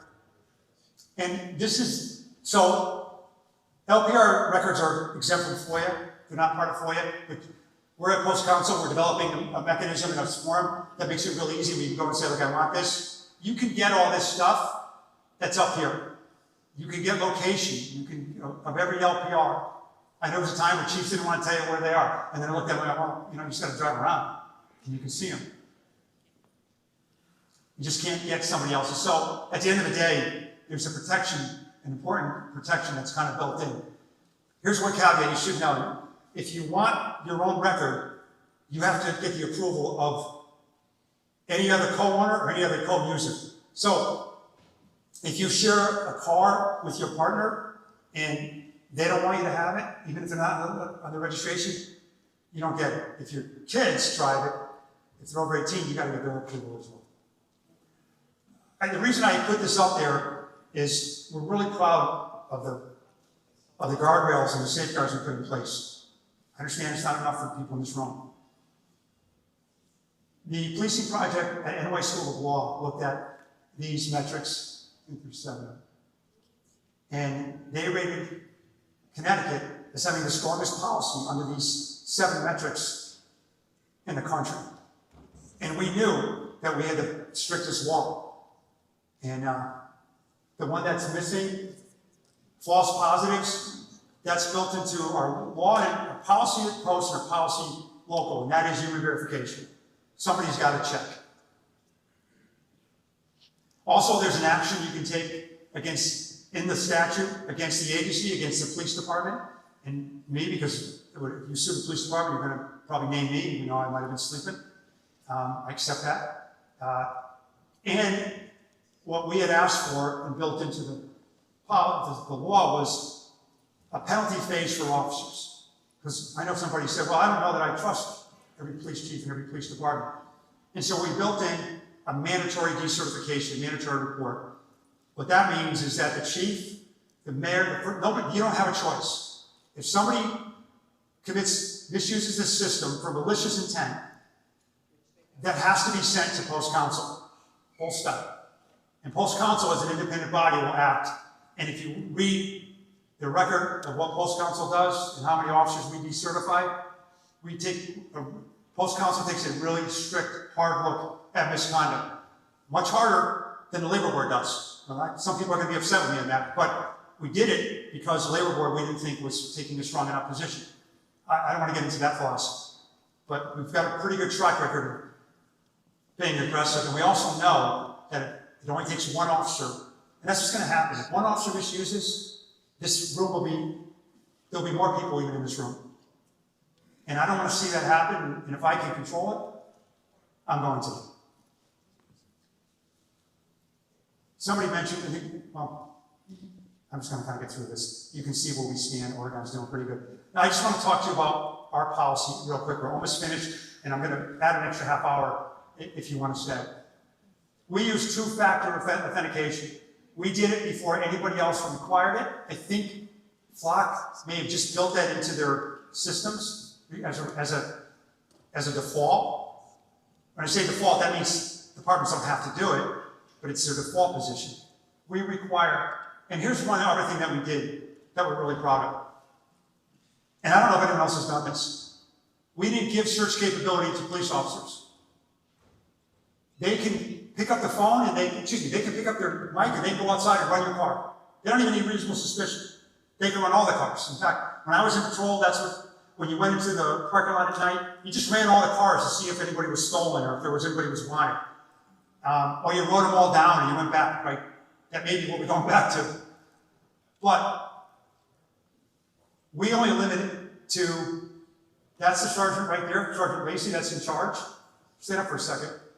He's in charge. And what he does is, I've got 12 certified people that are trained, that I handpick myself, that I trust. And I'm not going to say I don't trust my officers, I do. But I know that he's not going to let anything happen. And I trust him. I know he's not going to let anything happen. And you can talk to him privately, and they're not going to, because you think it's a show, but you can ask them privately about the expectations at Milford PD. Better yet, talk to another officer, another department, another chief, and ask them about how Milford PD polices themselves, and how strict we are. So we limit it to a small group of people, and there's, well, is it 12 or 14, Trent? 14. But there's really only 6 people that really do the work, that have access. The other people really haven't gone in there, but they still have the trainings. So we didn't give search capability. I don't know if there's any other agency in the state that doesn't give search capability to every officer, but that's what we do. We also, I told you we do verification, our transparency portal, you can look at that. Flock was making changes to it, and we didn't like it, so we asked for control, and they made a systems decision to give the user control of the transparency portal. So now we can put on things, we can put things on there that we want. And what we like to do to reduce some of all the FOIAs that we get is to try to include more stuff on there, so we don't have to FOIA. And then we also have an ALPR administrator, that is the captain, and Sergeant Bothwell, she's on pregnancy leave. I think she's probably watching. I told you about this before. I'm not going to go through this, but just so you know, we know that the value, and this is going to talk about why we made this change, the value of an investigation is front-loaded. The most information is here. The further you go, the less value it gets.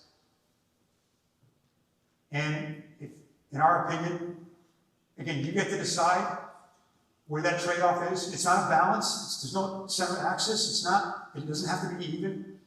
But when we looked at this, and this is just illustrative, right? This isn't, I just made this. This isn't for, there's no numerical value here. It's just kind of the relative magnitude.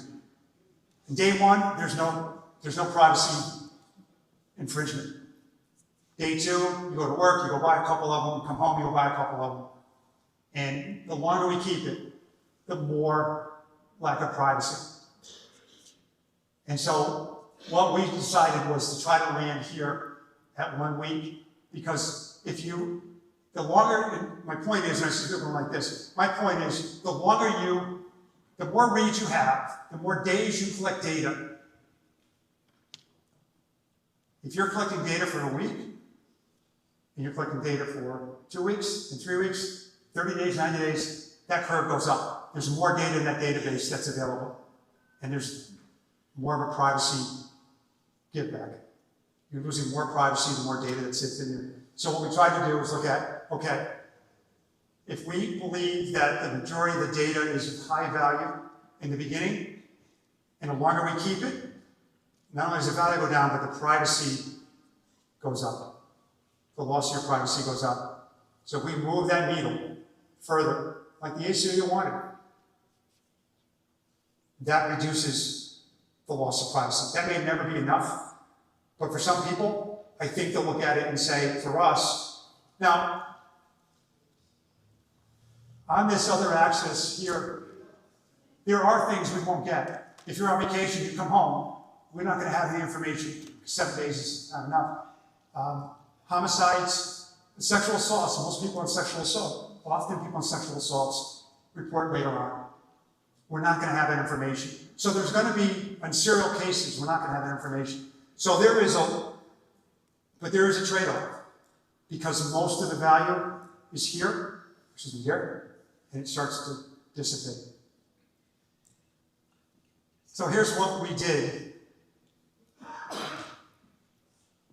After listening to you, after receiving a lot of emails and questions from our elected officials, going back and looking at the testimony during 2614, and we've got this, and it's interesting because I think Flock kind of stole our thunder a little bit, but the question was asked, why can't we reduce the threshold? And we talked about what the loss was, and we decided that we would go to 7 days. Now, Flock, where we were in contemplation, they made a business decision to go to a default of 7 days. Doesn't mean you have to, but that's our default. We made it 7 days. We also confirmed with our vendor Flock and our vendor Axon, because Axon's in the cars, LPR's in the cars, that we be notified of a breach. If any breach, we asked them, and you can ask them, has the Amazon cloud ever been breached? Your servers, and they said no. We also are putting in policy, and these are recommendations that I'll make, you can pass Milford, and that is that we review, a triennial review, a 3-year review of all cameras, not just LPRs, but also security cameras. And that if they're not producing results, or they're not, we find we don't need them, that we take them down. But what I'm asking, you may not know this, but the police department comes under the Board of Police Commissioners. That's in the charter. That's who we report to. That's who has oversight of the police department. And I encourage you to communicate with them or come to the meetings, because that's who has direct authority over the police department. And so I'm asking, I see the chairman's here, that the Board of Police Commissioners appoint a security camera / LPR review board. Because you're asking for input. And whether this works for you or not, but if these stay, this is your input. Your input's, here's how you tell. I told you about the audits that we do every week, as opposed to every month and as opposed to every quarter in the policy, excuse me, in the state law. I told you that you can FOIA these. You can come in and see me. In fact, I spoke to a gentleman today, and I was going to send it to him, but I realized they had already put it in his file. You don't have to FOIA. If you want to come in and see me, look, I can't spend all day like with voluminous things, but if you have a question, because here's the problem with FOIAs. I know a lot of you have FOIA stuff. You're only getting a snapshot in time. And some people are referencing FOIAs. FOIAs are true, but they're not the data you're getting, but it's not always accurate because it doesn't fill in the blanks. If you saw something that was part of a strategic plan, that doesn't mean that that's gospel, that is ever going to happen. Because unless things are funded, it doesn't happen. And I got somebody sent me something about this company called Auditorium or something I've never heard of. We have nothing to do with Auditorium. If you come and ask me, you can call me, email me, and go, hey, what's up with this? I can fill the blanks in on those FOIAs. I'll just fill in the gaps. So, the police commission, an LPR security camera subcommittee. If we're going to install another camera, it has to go through the committee. I haven't told anyone this. You're all hearing it for the first time. And if we're going to take one down, that needs to go there. If we're going to add one, that needs to go there. And they will be responsible for the training review. In that review, we'll make recommendations, and they can send that over to the police commission, who can take action. And if the Board of Aldermen doesn't take the action of the police commission, they can pass an ordinance. Or they can just cut funding off. Because that's where these hearings are. These public hearings, they're about funding. When they've approved the funding, go ahead and sign the contract, it's approved.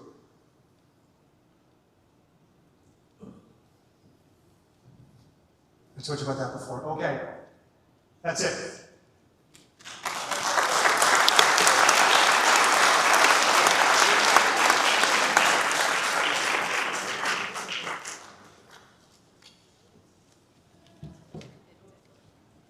Evening, Chief. Can you hear me? Evening. Evening. How you doing? Good. Well, not good. Yeah, it's rough. That happens sometimes. Go ahead. Well, there's good reason for that, but I'll try, in the spirit of trying to be constructive here. I think the lease is about $27,000 a year. Is that correct? The lease, excuse me. I need to bring Flock on that call. Okay. Just give me 1 second here.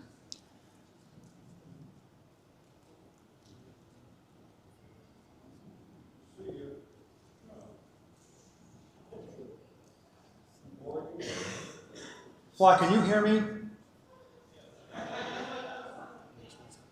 Yep, we're here, Chief. Great, thank you. All right, so I think you probably got a chance to listen to that. I think you did. I know maybe on TV you did. We're at the Q&A portion, and I don't even know the mic is. Any questions? Here's how it's going to work. I'll answer questions about policy, why, our program. Any questions about system architecture, about data security, I'm going to give the Flock. That's her lane. This is my lane.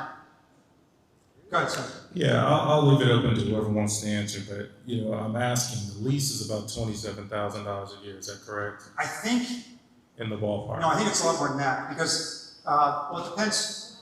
The cameras are, I believe, $2,700 a year. That's the lease for the LPRs.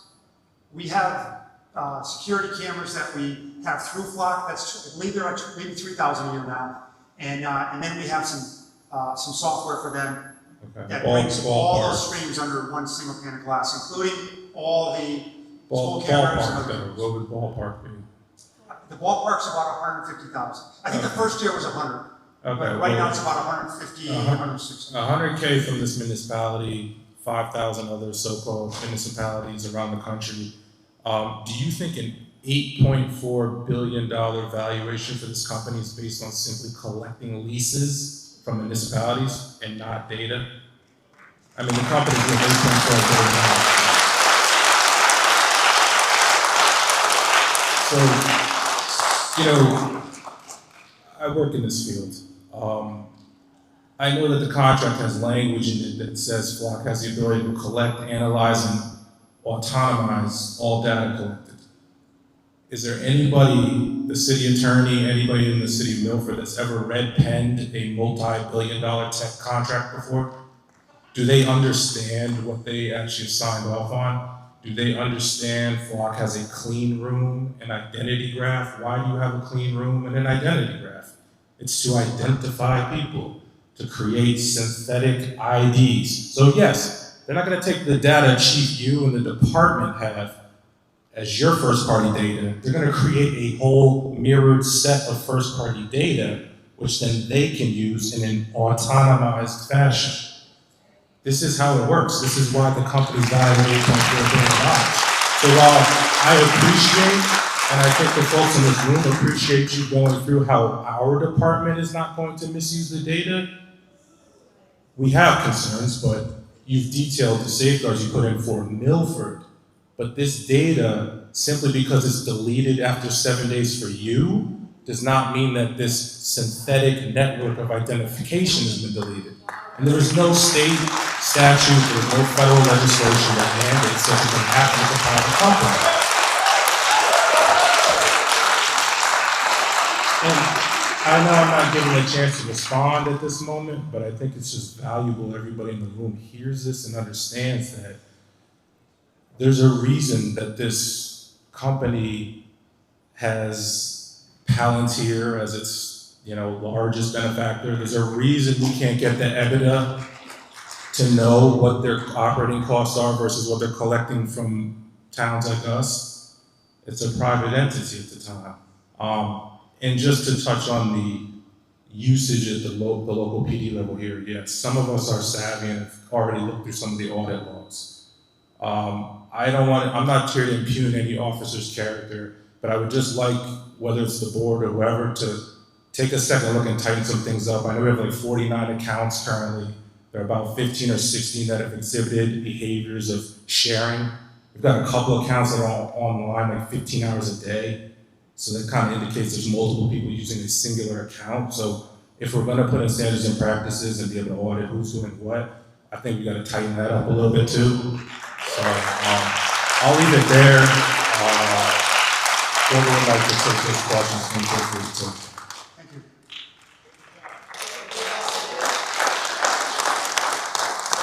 I just wanted to get to the constitutionality part. You mentioned that you're not doing unreasonable searches. That's the part you went with. What about the seizures? Unreasonable searches and seizures, that's the Fourth Amendment. You are seizing all of our data. So I think what I said was, and I was asked this question by somebody, what's the legal authority? And there's no law that said we could put body cams in or dash cams. But so what we look at, is there a law prohibiting us from doing that? And the answer is no. And then we look at, is this constitutional? And when it's not constitutional, when there is if and when there is an appellate court case or a higher court case or a case that is bearing on Connecticut, and that is determined, and that may happen at some point, but there's no court case that guides us to say, you can't seize this. Now, there certainly is when it comes to Google searches, there is when it comes to GPS, and there has been some, I think, tips or triggers by the Supreme Court and by appellate court. So it may happen, but right now, there's no legislation or no precedent case that says that we can't do it. Because, look, part of what we do is, and you can, whatever you want about this, but our job is to protect your constitutional rights. And when people say that, no, it is. Well, I'm glad you disagree with me. I'm not glad, I'm sorry, you can disagree with me, but that's our job. And when you feel, because if we don't want you to feel unsafe, you feel unsafe now. You feel unsafe by the cameras. Yep. That resonated with me, that's why we're here, because I recognize, like I know there's some people that just don't like police, and I bake that in. But no, you're not it, you're not it, you're not it. But I heard you, and I saw how much this really bothered people. And I have so much respect for that. And that's why I'm not here to try to change your mind. But I just want you to know that if we had if this was unconstitutional by law, or of course, there's a precedent case, I'll turn this off. I'll come in at night and turn it off. So I'm with you on that. But I don't want you to feel unsafe. And I don't know how we're gonna ever reconcile that. Well, we feel like suspects. I know. You're gathering all of our information. We all turn into suspects. Right. We are all guilty until proven innocent, basically. And this private company has our data. What are they doing with it? What are they doing with it?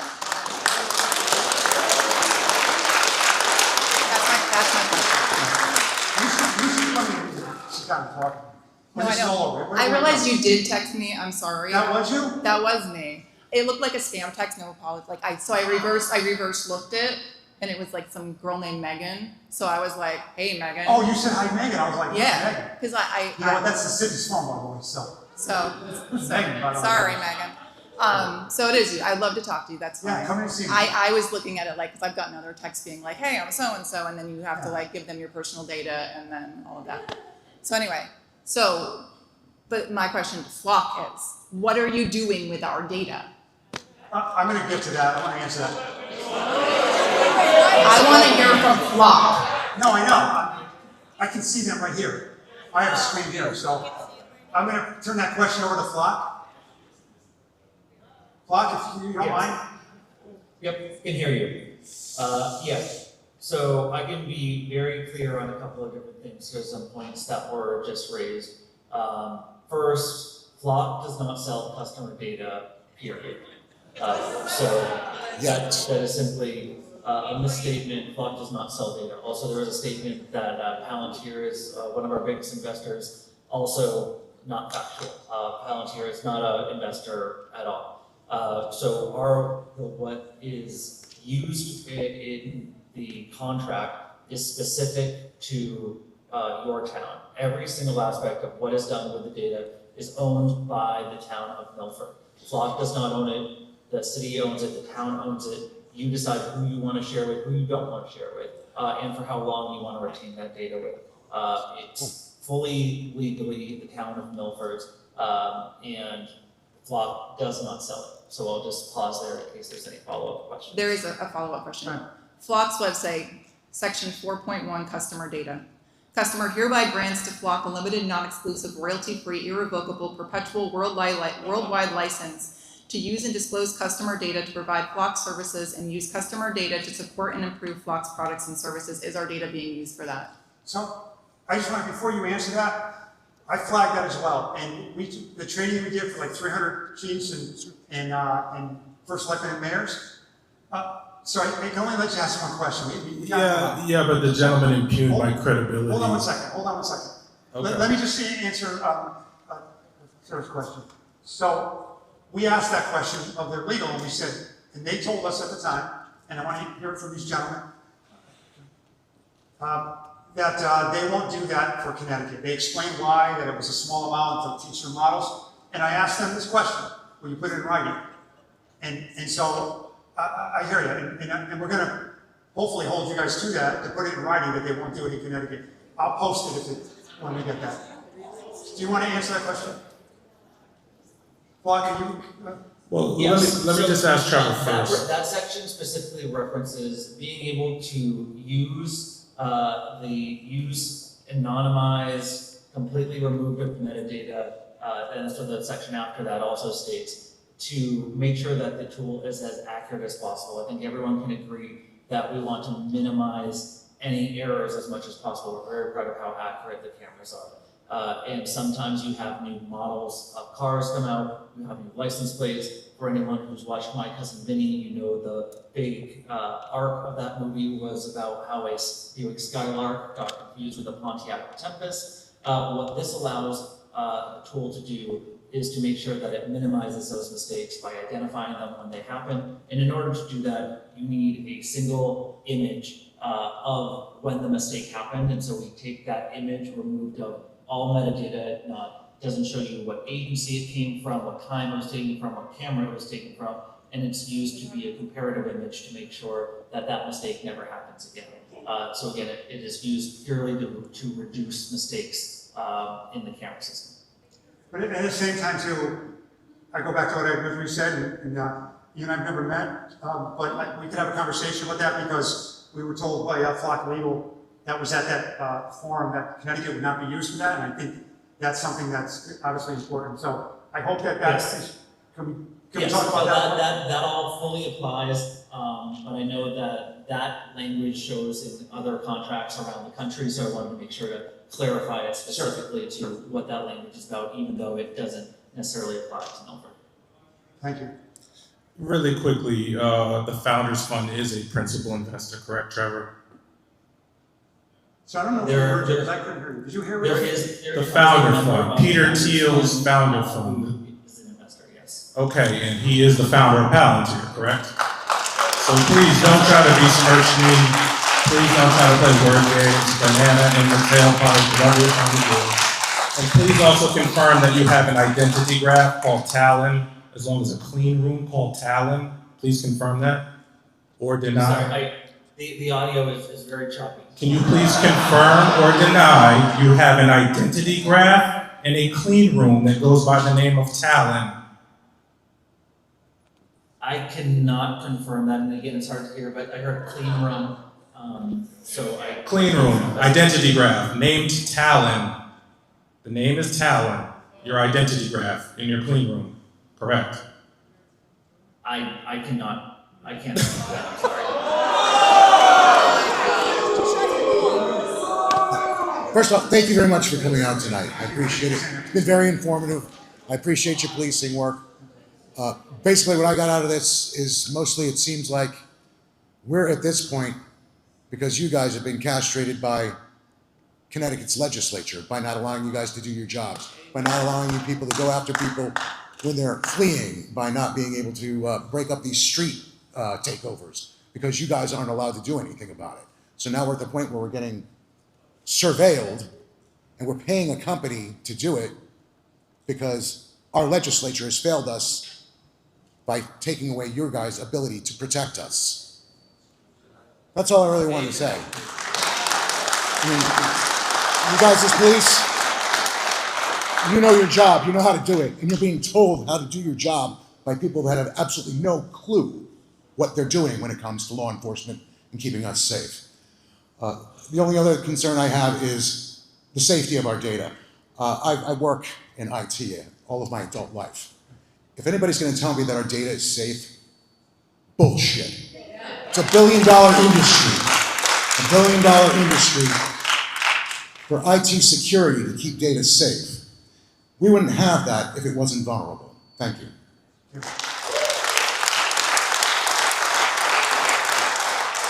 Hi there. Hello. So, my name is Charlene, and I'm an attorney here in Milford, and I'm a resident of Milford. And just so you know, my dad was a police detective. So I really do understand where you come from, and my dad still would not have been okay with this. Number one, reasonable suspicion, you said that's the easiest standard to meet. Like, I lose that case all the time. I live on the Long Meadow condos. There are 10 cameras between Merwin Avenue and getting on the exit 40.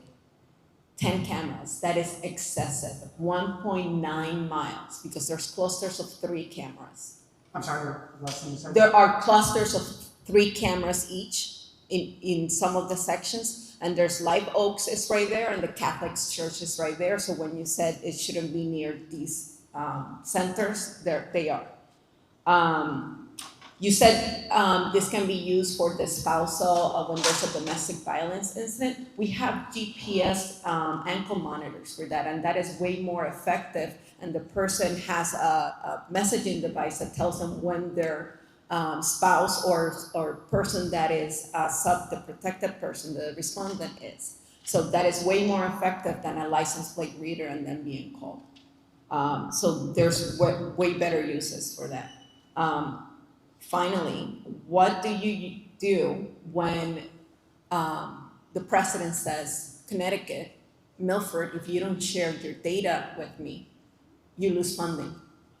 Who says that? The president. The president? Yeah, of the United States. If he says you lose funding if you don't share this data with ICE or the FBI, we're sharing with the We're FBI. not going to do that because our laws are unique for Connecticut. That would never happen. Oh, okay. And finally, But I just want to focus on that. The president doesn't tell us what to do here in Connecticut, or what. He can take money away. yes, And exactly. If he does it, he does that. But we're not going to. So you're giving a weapon, basically. This is how I can weaponize this. I can say Connecticut's never going to let that happen. Okay. At least But- not now. Not under this administration, correct. So I understand you made it non-public information for FOIA requests. I have subpoena power. If I can get a DCF record, like easily, because I have subpoena power, I can get the flood camera data as well. So.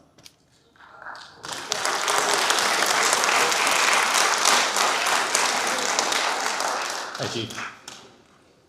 Just a few questions. I know, I guess first one's for Flock. My understanding, back in April, they'd introduced audit assistance. Yes. And that's going to become mandatory December 1st.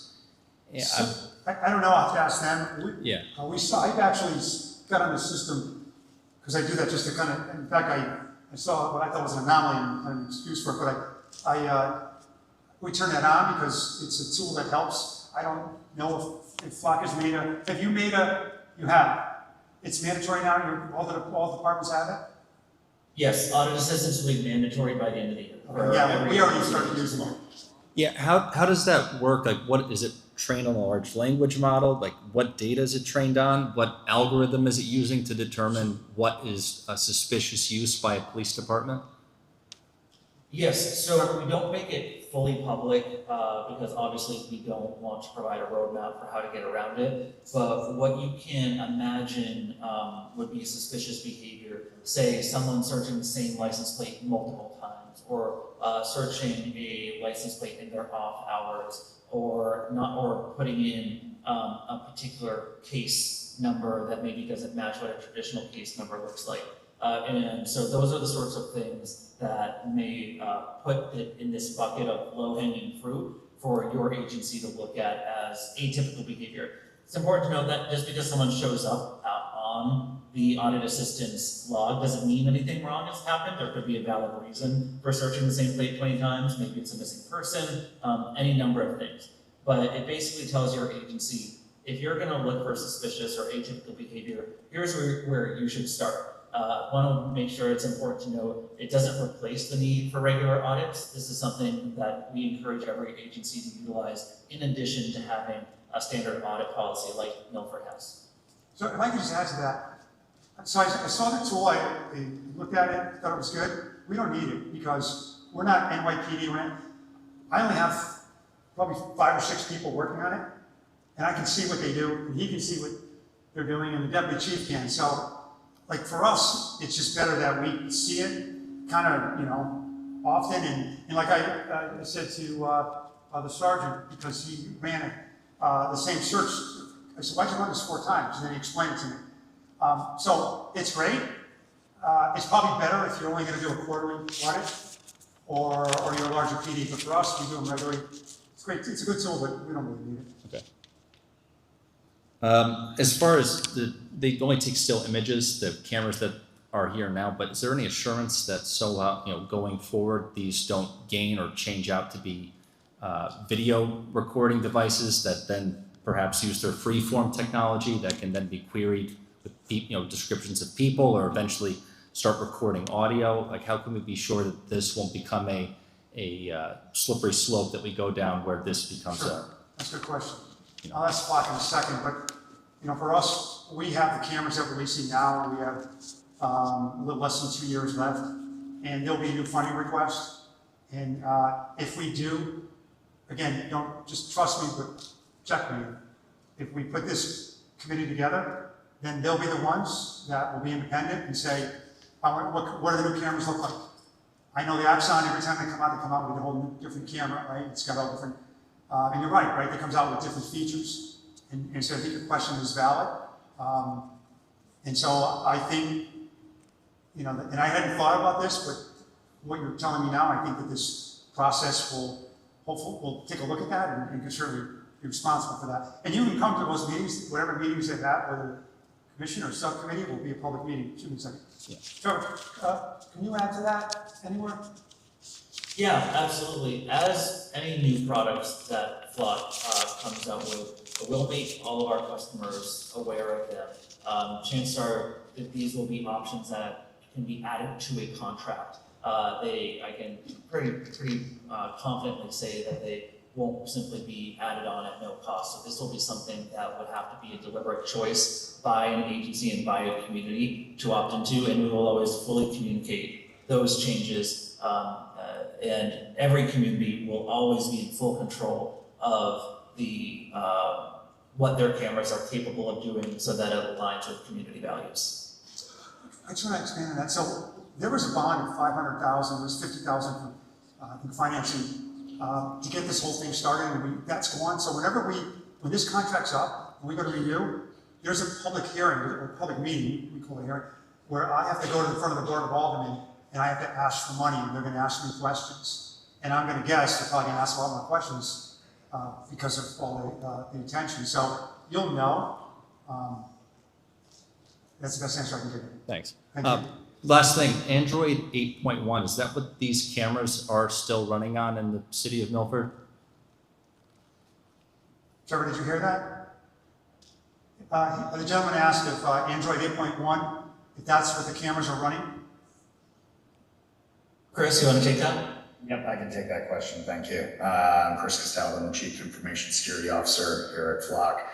So our cameras run Flock OS, which is based on Android 8.1, which is based on a custom build from Qualcomm, which is the chip manufacturer, which is the main processor that is in the camera. It is a custom build. We backport patches when needed, but that is what it was originally based on.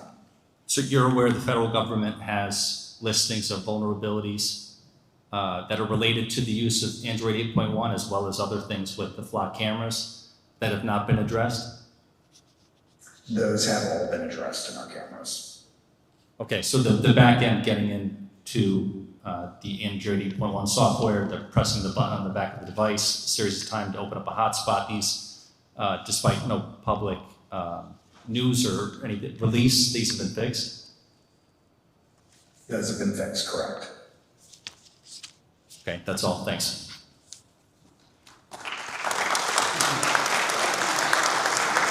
Hi, I'm Franca from Milford. I have a question about the cameras at schools. Sure. What kind of cameras are they? So some of the cameras that we have, actually most of the cameras that we have, were either from City Hall or they were from the Harbor or Eisenhower, and then the schools. And so the school put cameras everywhere. They're all outside. They cover I think about every square inch. They're all inside. And so we don't look at the ones inside. We look at the ones outside. And so we took all these streams, because before we had to pull up web pages and we had to log into all these different systems, and they didn't talk to each other. So what Flock OS does, or Milestone OS, I don't know what it's called OS, but Milestone has a product, Axon has a product. You can put them all under a single pane of glass and be able to manage them there. So the only cameras that we have are the exterior cameras. Now we have the inside cameras, but those are closed. And the only way that they can look at that is if the desk sergeant if there's a call of something in the school, the desk sergeant will log in and will pull those up so they can dispatch units. And that would be like, you know, an intrusion or stabbing or shooting or something, you know, really catastrophic. Does that answer your question? Okay, now this summer I took my granddaughter to camp every day. I'm sorry, ma'am. I took my granddaughter to summer camp every day this year. So she was being recorded every day there. At Eisenhower? No, she was at Live Oaks. If it was outside, Outside. I don't know. I don't know where the camp is. It's outside. Yeah. Outside and inside. So, like I know that the gentleman said, and by the way, you're not getting a second bite of the apple here. You got one question. It's 9:30. It's going to end as soon as we're finished with the unique speakers. I know that somebody said that they don't trust the police, and I get that. Like I accept that. It's part of doing this job. And look, I get it. There's a lot of reasons when you look around. Maybe not necessarily here. I get it. But that we were watching kids, and that we were looking at, I think someone said people on the beach. I can assure you, and I didn't want to come up and make any promises, but I can assure you that no one's doing that. Those cameras are in a controlled environment, and if you want to come in, I'll show you exactly where it is. You got a key card in, and only certain people can get in there. I am really careful with your privacy, and it's only there because if I could put a police officer there to make sure that nobody hurt your kids or bothered your kids, I would. But that's the only reason it's there. It's actually not there for camp. If the camp decides that there's a camp at school and they want us to turn off that camera during camp, we'll do that. If that's what people want. But it's only for security. People show up at school that shouldn't be there. People go there at night and cause damage. It's just there for security. No, I understand that, but during the school year, there's always a paper sent home asking the parents if they want their kids on a videotape or on Facebook or a picture taken of them. And then now I'm finding out she was videotaped the entire time. I didn't even know about it. Well, I don't know where the camp is. I don't know how far the camera reaches. It does protect the outside perimeters. It's around the building. We can see most entrances. But if for some reason that bothers the parents and they want that Well, turned they off, don't even know about it. First of all, I have to tell you something that may surprise you. There are hundreds of cameras, so nobody's watching all of them. Like, the only time a camera really gets noticed is when there's a call. Like we get an accident, or we get a call, or something like that happens, or somebody looks up and goes, hey, traffic's all backed up here. Those kind of things. The only time we look at the beach is usually when we get a call, we get intel, great intel from social media. Hey, they're gonna come down and they're gonna take over the beach. This is our beach, we're taking it back. Or there's gonna be a fight, or there's gonna be something. And so then what we do is, those are really on the roads, and they're on the parking lots. Right.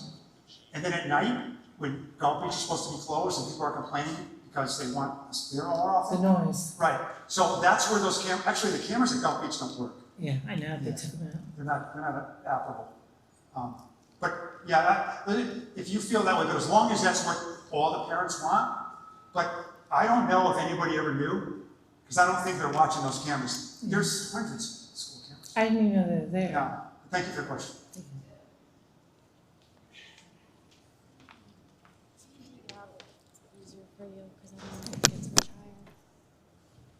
So I'm sorry, people, but we're going to end right with this gentleman here, because I said 9:30 and I got to send these people home. All right, no, go ahead. That's all right. Ma'am. My granddaughter does that to me all the time. So give me that look. But I'm not going to ask anyone who spoke before, please be courteous and let somebody else start to speak. Go ahead. Good evening, Chief Miller. How you doing? Good. A lot of people have been asking about having a cop on a beat. Well, there I am. It's been 10 years, but I still live in Milford, and I'm still very interested in this. A couple months ago, you invited myself and some of the other retired officers to headquarters to view the new license plate readers, the red light cameras, the speed cameras.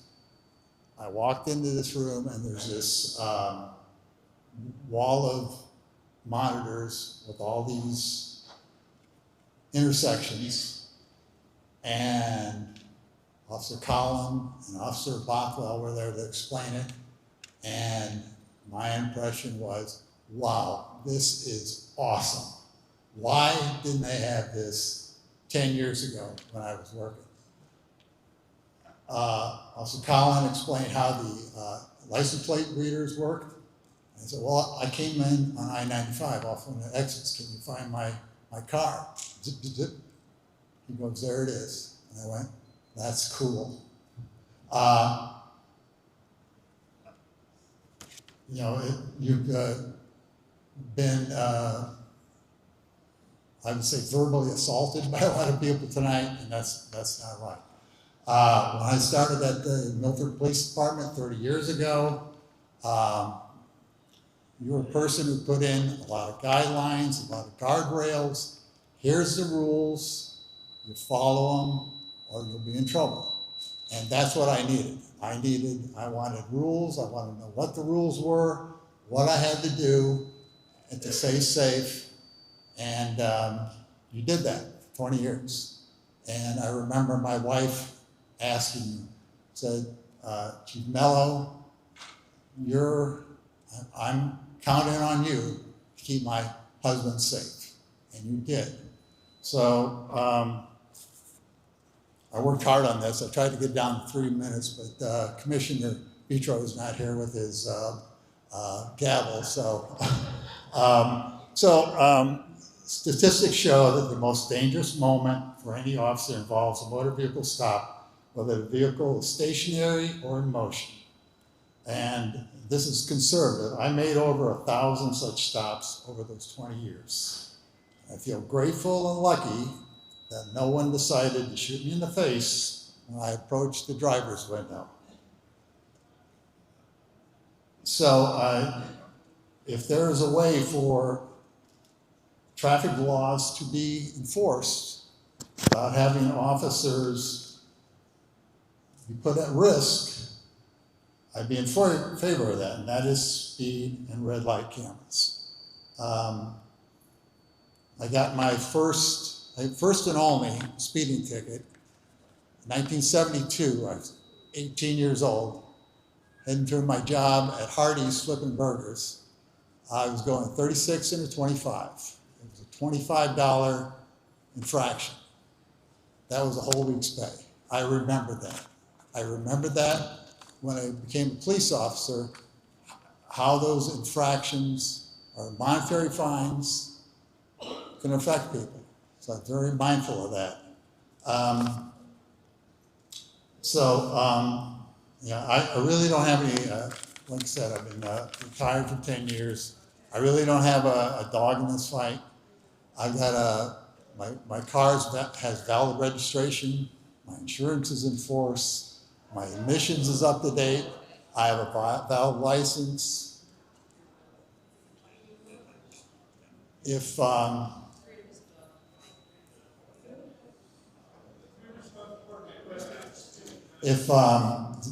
the people of this town decide to take these out, I'm fine. If they leave them in, that's great.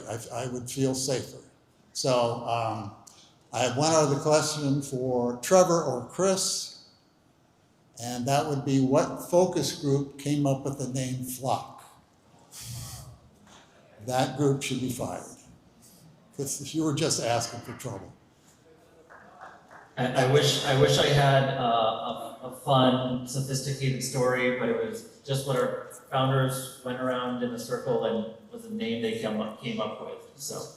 Okay. If there's any people have been asking about cops, so if anybody want to ask me any questions afterwards, I'll be available. Thank you. Thank you very much. Hi, I will tell you who I am, but you obviously know that already.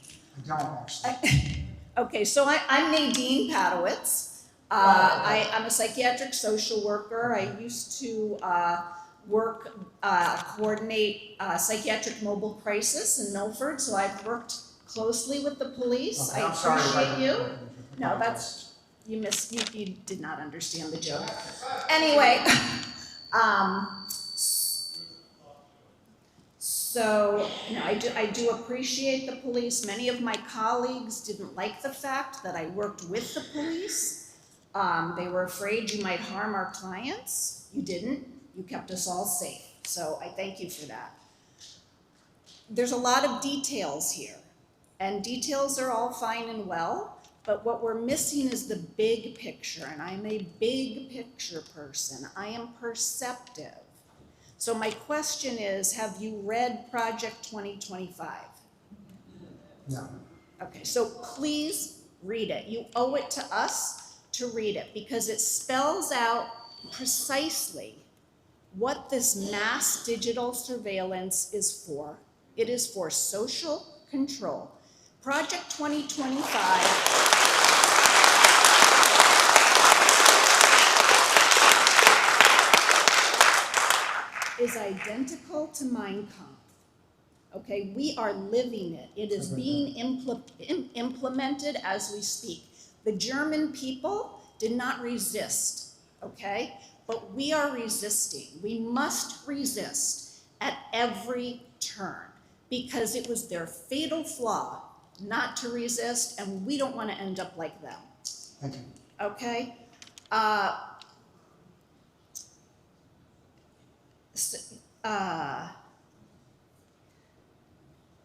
And one of the main reasons for the digital surveillance is to control women's bodies. And the idea that women can't make their own healthcare decisions is barbaric. And the idea that red states are catching women using these cameras, dragging them home, and putting them in prison is barbaric. We are not barbaric. We can reject barbarism, and we must do it by resisting. And that's why we don't trust these cameras. We are not barbarians, and we don't trust them. I am deeply concerned about speeding. There have been at least once or twice a year, a car hits the telephone pole in front of my house, and there has been a fatality. I saw the dead body with my own eyes. So put in speed bumps because we don't want mass surveillance. We are Americans. Most of us were born free, and we intend to remain free, and we intend to die free. And that's what we want as Americans. This issue has bipartisan support. It's a miracle. Republicans, Democrats, none of us want this mass surveillance. And people may ask, why do Republicans not want this? They voted for it. Well, the answer is it's affecting them. It affects all of us. If women can be surveilled and captured and imprisoned, any of us can be. So be a patriot and stand up against digital mass surveillance. Thank you.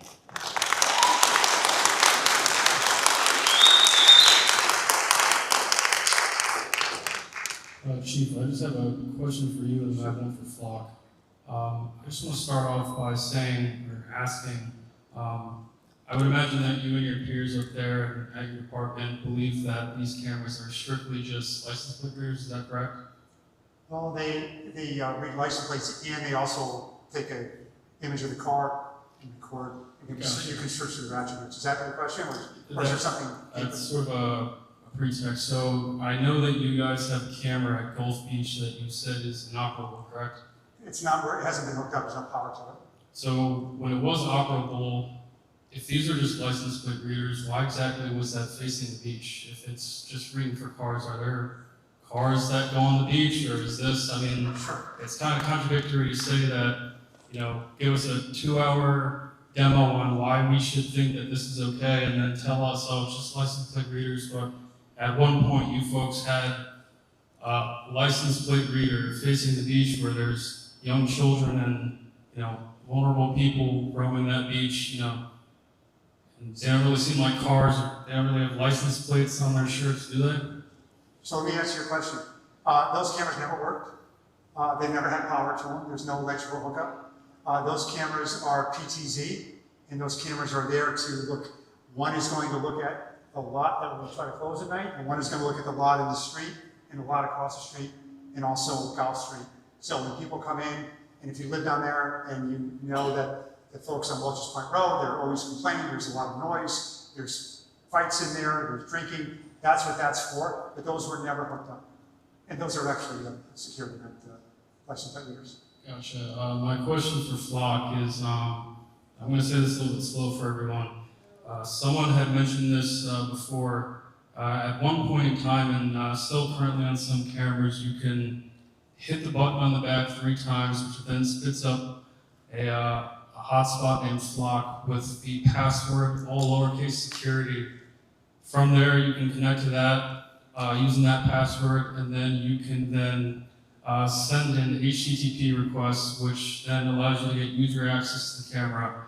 I just want to ask, was safety not in mind when doing something like that? And I hear that it's been patched, but I still talk to some folks who do research on these, and it doesn't seem like it's still fully been patched. And that seems pretty accessible to just go up behind the camera, tap 3 times, connect, have a user shell, and then do your thing from there, shut off the camera, sending one command where you can then put it in a Faraday bag, take it off the mount, bring it home, do whatever you want with it. Clock? Yeah, as I mentioned earlier, that has been fixed. Gotcha. It's just upsetting that was even a problem to begin with, that you guys were using all lowercase security as your hotspot password there. Real secure.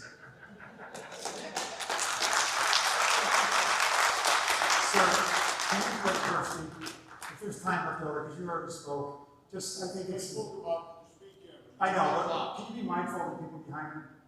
The lady behind you, she hasn't had an opportunity, these folks haven't had an opportunity. So you won't do it? No, okay. I'm sorry. I have a question for Flock. I'd like to know what your success rate with these cameras are, and how many mistakes are you guys making on a regular basis? Yeah, thank you for that question. We recently did an analysis, and we found only 9 misreads for every 1 million reads. And so we're very proud of our accuracy. We're always looking to make sure it gets as high as possible. It's funny because I read a report that said you were about 9% mistakes, and that was on a news site that I read, not on any social media. I have another question. I've seen videos of people hacking these cameras sitting on the side of the road. True or false? I haven't seen a video of someone hacking a camera on the side of the road, so I can't speak to that. Have your cameras been hacked? Have your cameras ever been hacked?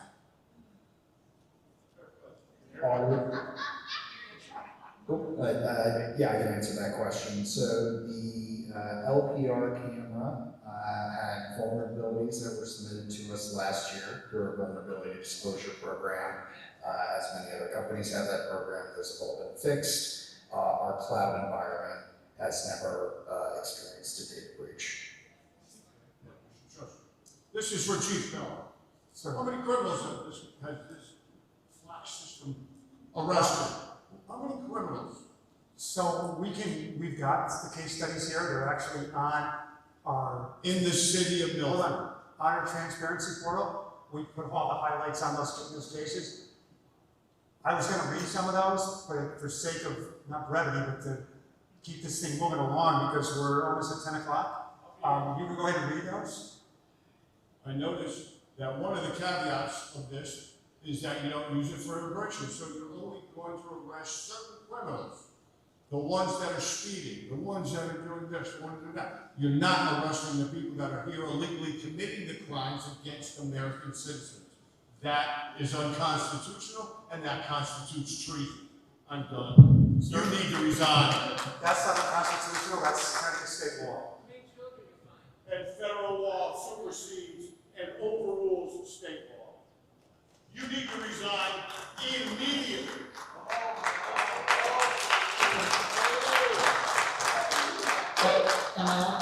Yes. A couple of quick points to our representative from Flock. One, you use Amazon Web Services, AWS, for your data. As far as I know, there have been security breaches with AWS and damages that I don't know if I want all that much important data running on, but that may be your only option. Another is, any comments on today's Wired article? I didn't hear what you said there. Anyone? Any comments on today's Wired article regarding the new AI enhanced OS? I know somebody just. No, I meant that to Mr. Fogg. Oh, okay. Ms. Yu? Yeah, so that was a report on a product that's not yet available and is still has the potential for many changes. But again, it's not something that Milford has. Okay, but it says other departments are already using it. Yeah, we do beta test with some departments, but again, we expect several changes to be added to that or made to that product before it goes live. Okay. The rest is directed to you, Chief Mello. Thank you for taking all this abuse this evening. I'm sure your intentions are good. My impression is you're an honorable man. The rest of these mammals, I don't trust them, I can throw them underwater. I think that. Oh, I think that's me. I think I'm too close to you. That's not you, that's me. I think that you need, but you're saying, well, these abuses of the data would be illegal. And what would they get? A fine? A strongly worded letter? So a this punishment for our data going into the wild, being used for, I'm sorry, God knows what. We live in pretty wretched times when it comes to federal criminal investigation of people who may not agree with other people in power. I don't want to oops my Social Security payment because I went to a protest. So anyway, thank you for your time. I won't bug you with the rest of the stuff. But thank you for your time. Thank you.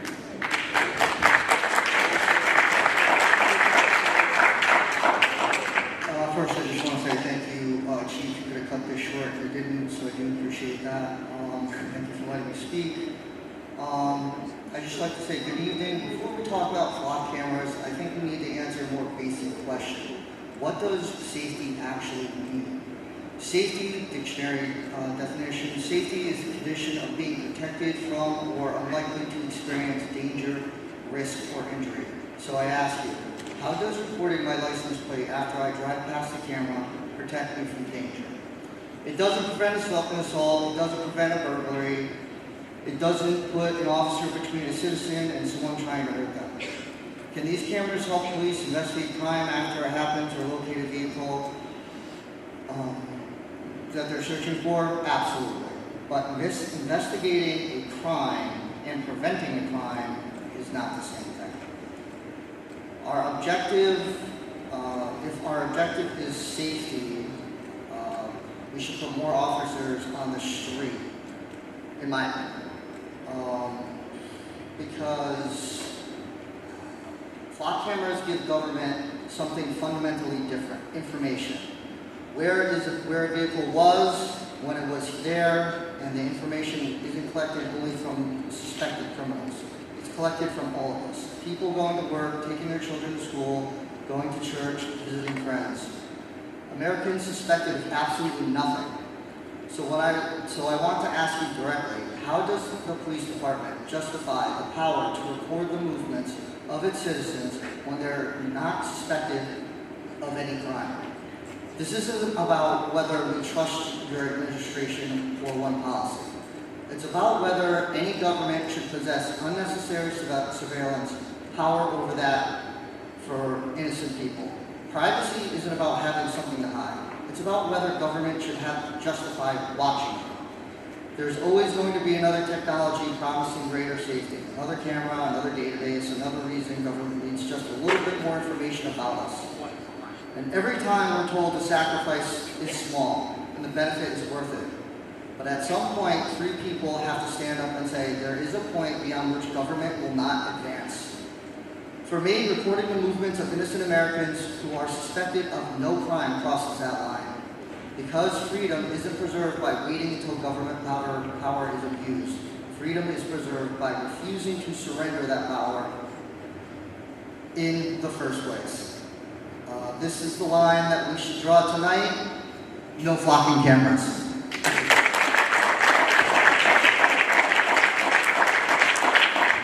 Hello. You mentioned earlier how you were proud, I guess, of how you've used surveillance to help detect criminals on the terrorist watch list. Anyone here has also seen how the government has expanded the terrorist watch list, both in the past and in recent years, to include a variety of things that may not be what the average citizen considers a terrorist to be. Recently, we've seen people protesting the genocide in Palestine included under these such watch lists. Now, I took the liberty of looking up the people from Block here. I found out that Trevor, you were an outreach director at the American Israel Public Affairs Committee for 5 years, actually, included from 2017 to 2022. Now, Trevor here was a police officer, and he felt, well, you know, the government's like to do this, so I might as well track these Palestine protesters. Technically, that would be totally kosher, that'd be totally allowed. And so, if that's the case, how is that something to brag about? That's like, there's no, what are you gonna do? Just because the men upstairs or the men upstairs say this is good, what are you gonna do to actually stop that? Because I don't think the regulations you talked about can stop an officer if they're operating in a system that is corrupt. Thank you.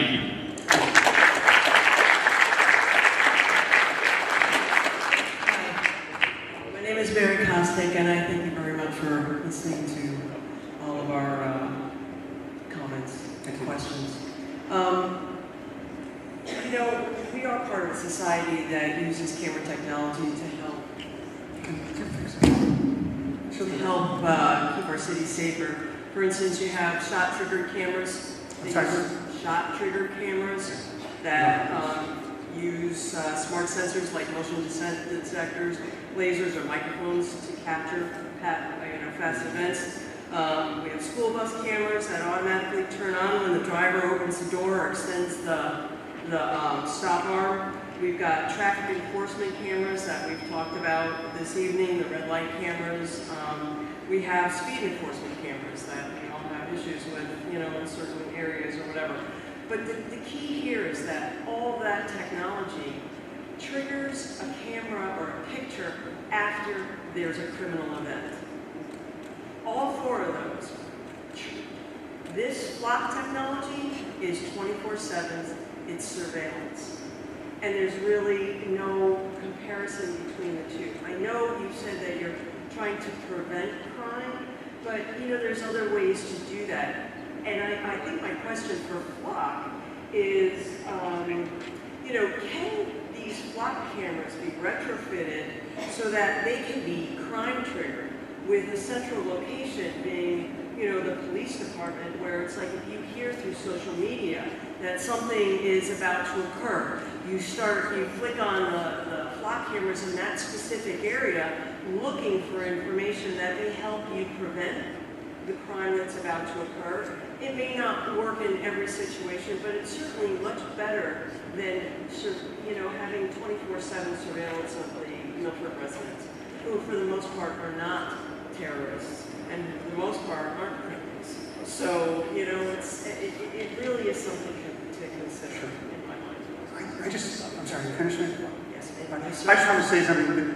We're dwelling on the very few and frequent terrorist watch lists. That was just, the benefit of these is really at the beginning. And that is, when we know when somebody comes in that's wanted, when we know when somebody comes in with a stolen car, because they're not coming in just to drive around.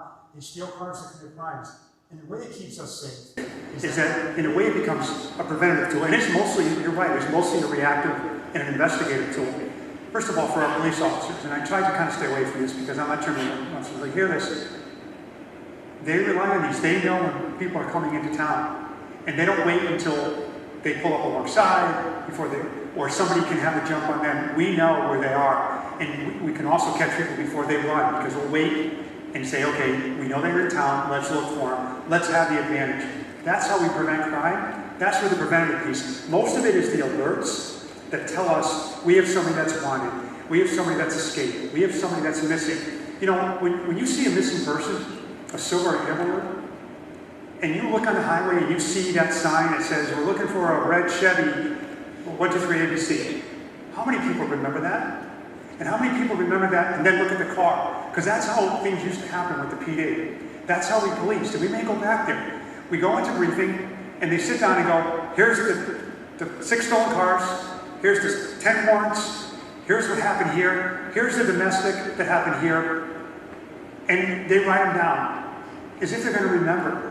And if they remember, they're going to recognize the car. I know when we had homicide on Shorefront, I remember what we did. It took us 2 years to solve that. We knew pretty quickly who it was, but we had a black car. And we went to all the residents, we looked at all their cameras, and we were out there for days and weeks stopping people. Hey, were you here last Friday because, did you see a black car? We could have solved that right away. But that's how we did it. So there's a way to do it. It took us, how long did it take us, Sheriff? 3 years, 4 years? We finally did it. Remember when Kelsey Monahan, when they broke into her house and they hog-tied her and they left her for dead? She was pregnant. It took us a long time to solve that case, even though we knew who did it, because we couldn't develop any leads, because we had no witnesses. And so, we're going to stop right here, because we're going to have to stop right here. So, no, man, I got you, man. I got you. You've been waiting in line. I'm not going to stop you. So, that reactive piece is important, but also when things happen in town, you can get your robberies, your first snatches, your burglaries, your car break-ins. Those are stolen cars, almost every single time. You know, I called in on Saturday. I was at Big Y, and I was loading in my groceries. I have tinted windows on my car, so I was finished loading the groceries in. And as I was loading the groceries, I saw these 4 kids flying down the back end of Big Y on motorcycles, and they stopped. They got off the motorcycle. They started ripping it apart, looking for stuff, throwing stuff into the woods. I called in that I thought I was looking at a possible robbery, that they had stolen. And, you know, I do understand that it was the Milford Oyster Festival. But, you know, and they couldn't get somebody out right away. You know, these kids they took a hammer to this motorcycle. I mean, this was not very pleasant, and I was scared for myself. So I didn't leave my name, and I wouldn't, you know, and I was really afraid to actually leave because I didn't want them to know that I was in the car and that, you know, they could read my license plate on the way out because I didn't want any repercussions.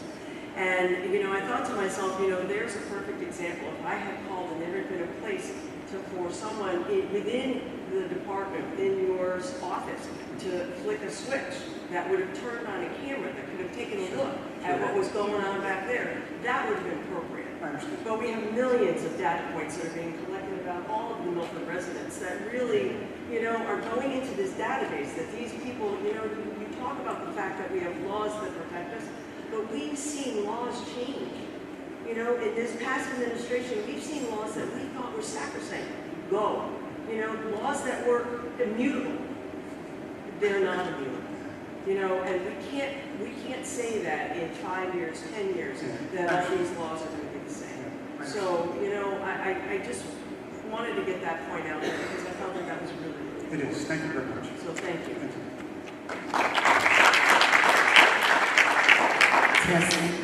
Hi, my name is Jolynn Walker, and I'm going to talk to you. My voice is soft. I can hear you. I got you. You're nice and close. Oh, good. I'm going to talk to you as if I'm in your office and we're having a conversation. Sure. And what happened for me is that you had a really good social media campaign when you had the officer in the car and told us about the different places where the cameras were going to be. And the vision that came to my mind is, sure, I wouldn't want to see a child getting hit by a car. I wouldn't want to see an elder get run over by a car or something like that. But tonight you said, trust me. But I felt like a hit in my heart when I find that a few weeks later, there are 50 to 70 cameras. I think it would have been better if that officer said, okay, here, and then in a couple of weeks it's going to be 50 to 70 cameras.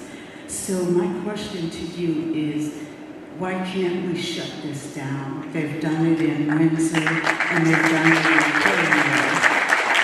What is keeping Milford from shutting it down? Shut it down! Shut it down. No, and I appreciate that. Thank you. Sir, go ahead. You're going to let me speak, Chief? I'm going to let you speak. I spoke with you in City Hall last month. Okay. Oh, all right. Yeah, I'm sorry. It's hard to see. Okay. Especially when I have my glasses on. That makes it worse. My point I want to bring up short and sweet, that anything can be hacked.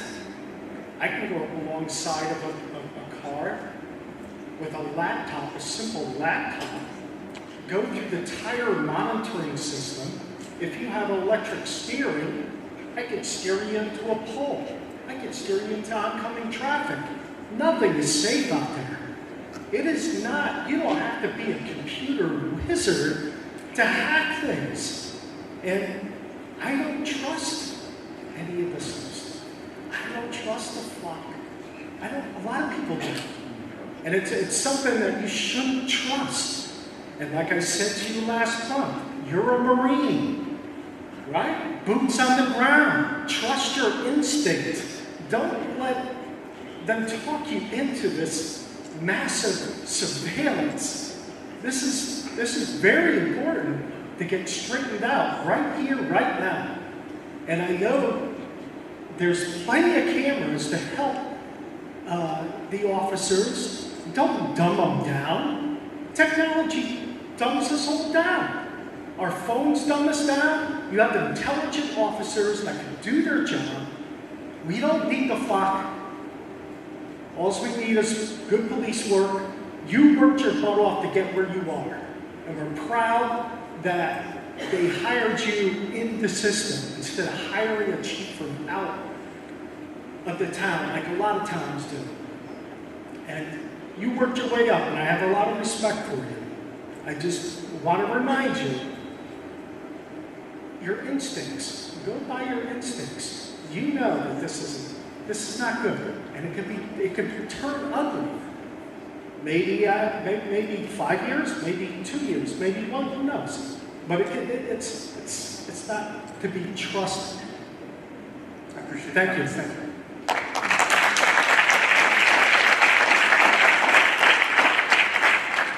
I know it's been a long night. I really appreciate a lot of you stayed. You sure you don't have something you want to say? My question was about, so it seems, looks to me like there's 70%, 80% of Milford is against this, but there are some aldermen that are in favor of it, even though everybody is against it, even within their district. So I wasn't sure what the procedure is, how we get people on board if we want to shut this down. So I don't know what that number is. I don't think anyone knows. I don't know where people are. I know what people are here today. You know, maybe, you know, the gentleman talked about instincts. I hear so many stories of so many people that are afraid and victims. And I hear you folks as well. I wanted to hear both sides because I know some people aren't going to come here. They're actually afraid. And so I thought it was important for all of us to talk. I don't have anything to do with the legislative side.